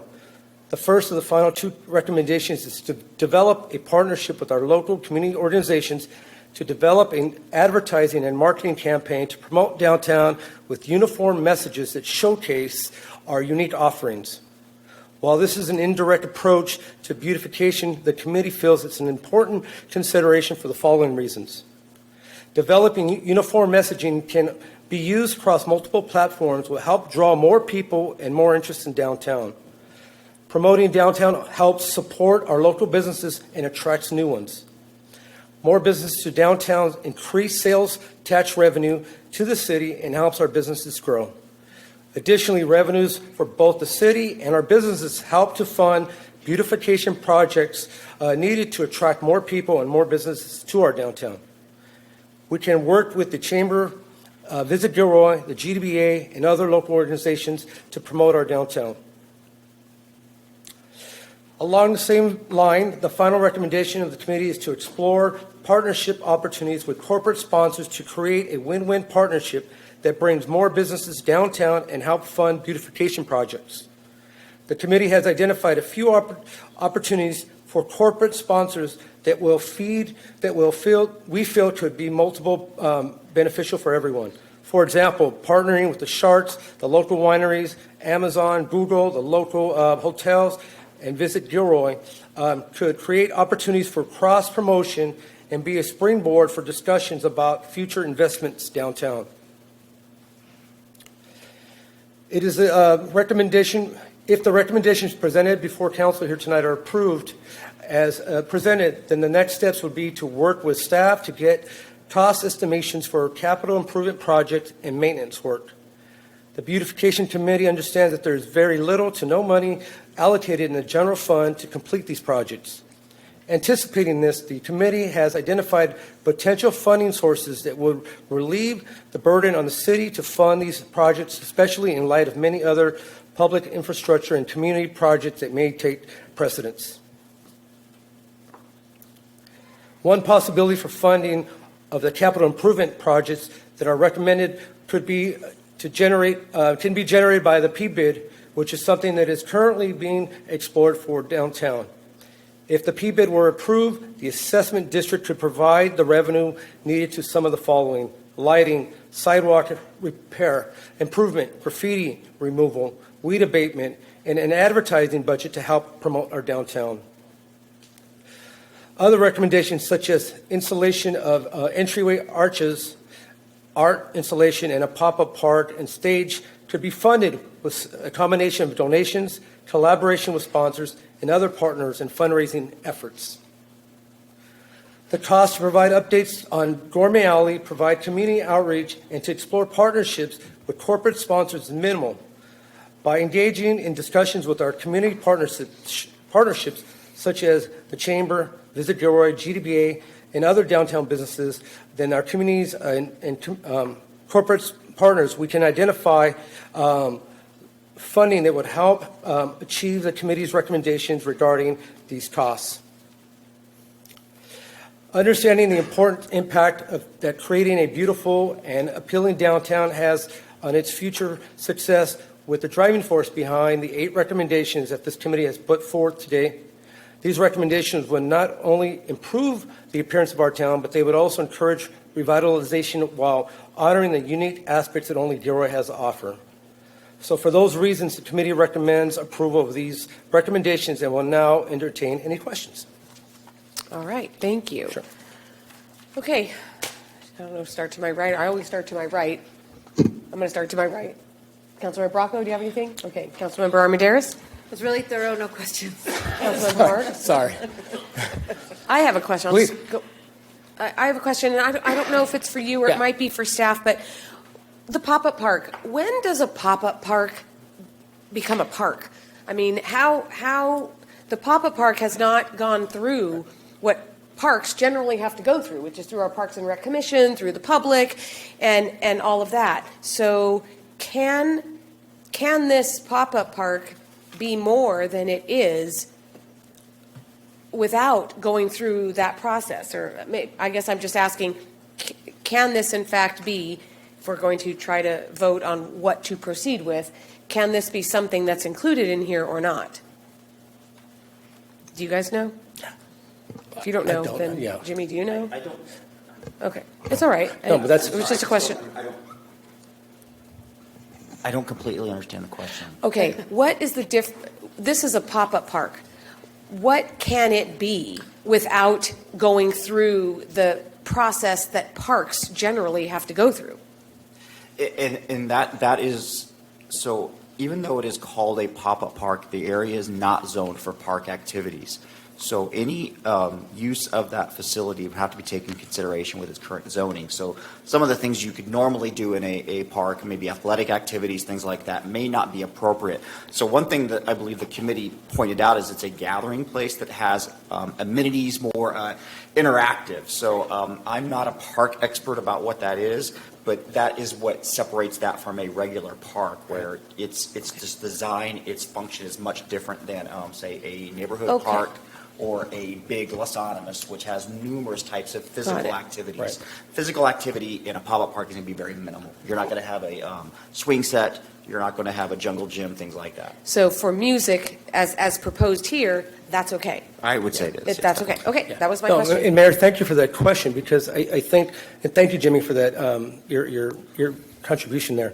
You know, again, when we're talking specifically about the pop-up park, again, you know, honor it. You know, obviously, as again, we're honoring, you know, the Elvis of Gilroy, right? So having that musical theme, right? And I have to share, and I think several of you on the committee heard from a member saying that currently that park is confusing, right? And they're not sure what it's supposed to be, right? And so that's why we're coming up specifically with these recommendations. And if I may, I want to share a bit more information to all of you so you'll have an idea, and I want to honor the work that Fran did.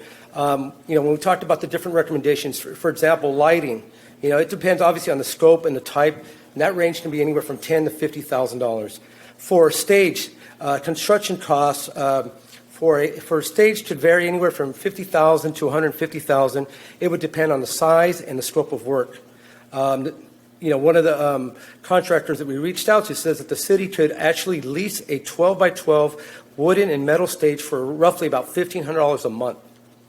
For the archways, we looked at many cities, and a lot of what I got was from Fairfield in talking with staff there. What we looked at is from a low cost of $75,000 to a more expensive cost of $1.2 million. So again, you're looking at very different ranges there.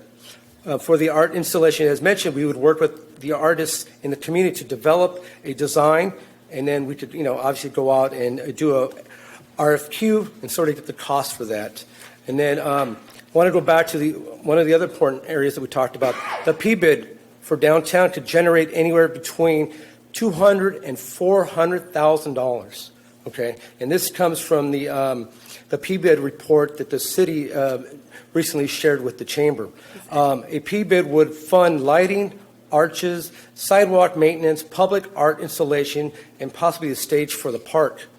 And so 80% of the P-bid funds will be dedicated to the clean and safe budget. This means that between $161,000 to $322,000 can be generated every year for installation of decorative lighting, graffiti removal, pressure washing sidewalks, landscaping.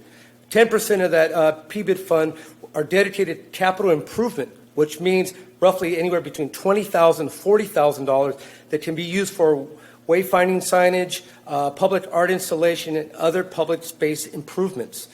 So again, I just wanted to kind of share those things with you, the work that we did in researching that. Our goal, and again, I want to thank, you know, Visit Gilroy, the Chamber, and obviously the GDBA for the conversations that we had with them. And we know that we don't have the money, but for us, it's like once we have a direction, then we can begin to work with city staff, get estimates, and begin to go out there and try to find most of this funding. Okay, can Councilmember Klein or Councilmember Hilton, do you have anything to add? Okay, then I would like to open public comment because that didn't happen. I haven't done that yet. No speaker cards, Madam Mayor. Oh, you guys. Again, thank you, Okay. Fran. Thank you. Okay, so closing public comment, and then that just comes back to council with, yeah, let's do it all. Jimmy, figure it out. I don't know what to say, gosh. Oh, my gosh. Well, I think the purpose of these two reports, noise, was that, and Jimmy, correct me if I'm wrong, but eventually staff was going to be putting together a noise ordinance, correct?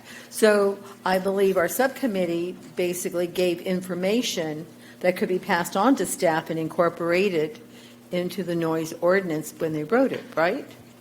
I think one of the great benefits of this is when you look at the noise ordinance and you say no changes recommended by the downtown committee, that automatically gives staff a policy direction. We're not going to look at that. Whereas before we might have, but since the downtown committee and the council's approved the certain provisions of the downtown noise ordinance, we can focus on that. It keeps our work a lot more focused. Okay. And the same thing with the beautification. Right. We have 8 recommendations. We know what council wants now. Bryce and I will never design a pop-up park again as long as we live. We got that message. we admitted we weren't good at it, but this gives us the direction to say this is where we want to go. Mm-hmm. Okay, So, yeah. so then Informative. it's based move. information. Okay, Thank you, guys. all right, thank you Fran. all. Okay, 11.4, right, consent, sorry, So can we motion to approve that? we don't need a motion. It's just No, a- for the Public Works Director. Oh, you mean without the report? Yeah. What do you mean? No. It's Consent late. to the appointment of Heba? Heba El-Guindi. Right, as Public Works Director. Leanne? And if my staff report is excellent, as Councilmember Armendariz seems to be implying, I'd be happy to have you just proceed forward with the recommended action, or I'm happy to give a staff report if you'd like to have one I tonight. know your work, it's fantastic. Yeah. We also need public comment, guys. Okay. Okay, You want to take so you're going to public pass? Okay, so she's going to, all right. Do we have any members of the public? No speaker cards, Madam Mayor. Okay, then do we have a motion? Second. Okay. Motion made and seconded to approve our new Public Works Director. Is that voice digital? Okay. Digital voting, Oh, Madam Mayor. man, what did I do?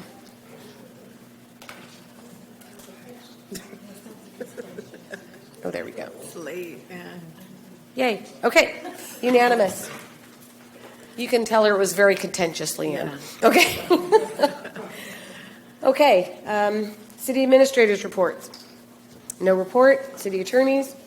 I wanted to discuss briefly something you probably read about in the newspapers, and it goes back to the Boise case, which, as you recall, said that it was a violation of the Eighth Amendment's prohibition on cruel and unusual punishment to prevent people from camping in public unless there were shelter beds available. This came out about 4 or 5 years ago, and cities throughout the West Coast have been in great difficulties dealing with it. It's mentioned in the staff report for the quality of life officers, for example. It's been a real, for cities, it's been an obstacle. It's probably done some good, but it's made things very complicated. Anyway, I've reported to you on Boise before. This last year, another case came out of Grants Pass, and we've talked about that briefly too, which is another Ninth Circuit case. It followed the Boise decision, but it extended it to non-criminal ordinances. In other words, a civil ordinance that prevented camping, which on its face should not be subject to the Eighth Amendment, which only deals with criminal punishment. But the Ninth Circuit held that the Grants Pass ordinance was improper as well and invalidated it. Now, the Boise case, after the Boise case came out, a request was made for the U.S. Supreme Court to hear it, which they turned down. They did not hear it. And sometimes what the court does on a case like that, where the impacts are unclear, is wait a few years and see what happened. So with Grants Pass, the losing city also asked the Supreme Court to hear it, and as you probably saw in the paper, the Supreme Court has agreed to do so. There are about 24 amicus briefs that were filed in support of the hearing, including by the states of California, Idaho, Montana, City of Los Angeles, many other municipalities. And they're quite interesting. You can find them just by Googling grants passed, and the stuff will pop up. Some of those briefs talk about legal issues, about the Eighth Amendment, about how to interpret Supreme Court decisions where there's split votes, et cetera. But more interestingly, lots of them talk about the difficulties that they've had in trying to effectively work with homeless people, yet also protect the rights of everybody else in the city as a result of the Boise decision. So in any event, the report is that the Supreme Court did grant a hearing just last week, and we expect that they will have a hearing at some point in the next few months, or actually probably not the next few months, probably toward the fall, and then issue a decision. And I think the betting line probably with this court is that it'll be overturned, but we'll have to wait and see. So that concludes my report. Okay, thank you. You want to take us into closed session? Yeah, I guess so. All right, we have 3 closed sessions. The first one, 14.1, is conference with real property negotiators pursuant to Gilroy City Code sections Government Code 54956.8, Gilroy City Code section 17A8A2. And this is the Gilroy Gardens theme park and the 536 acres owned by the city at 3050 Hecker Pass Highway. The APNs are given in the agenda. Negotiators are Jimmy Forbes and Victoria Valencia. Other parties to negotiation are Paul Nakamoto of Bay.org, DBA Aquarium of the Bay or Bay Ecotarium, Chris Sutton of Select Contracts, Nicholas Singer of Purchase Capital, and under negotiations are price and terms of payment for sale or lease. All right, that's 14.2 is conference with labor negotiators, collective bargaining pursuant to Government Code section 54957.6, Gilroy City Code section 17A11.4, collective bargaining units, local 2805 IAFF fire unit, city negotiators Jimmy Forbes and Leanne McPhillips. Issues under negotiation are wages, hours, benefits, working conditions, MOU, City of Gilroy and Gilroy firefighters, local 2805. 14.3, another real property negotiation pursuant to Government Code section 54956.8, Gilroy City Code 17A8A2. Properties of the 10th Street Bridge, the Thomas Lucchesa Bridge, the new fire station. The APNs, again, are given in the agenda. Negotiators are Jimmy Forbes. Other party to negotiation is Glen Loma Corporation, John Felice, Jr., negotiating price and terms of payment regarding purchase and sale. So what we need to do now is take public comment, then adjourn to closed session.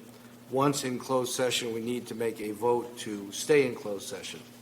And we don't have to do that separately for each item. We can just do that once. Okay, any public comment? No speaker cards, Madam Mayor. Okay, closing public comment. So we are adjourning to closed session at 9:20. Make sure everything's off, and we'll take it from there.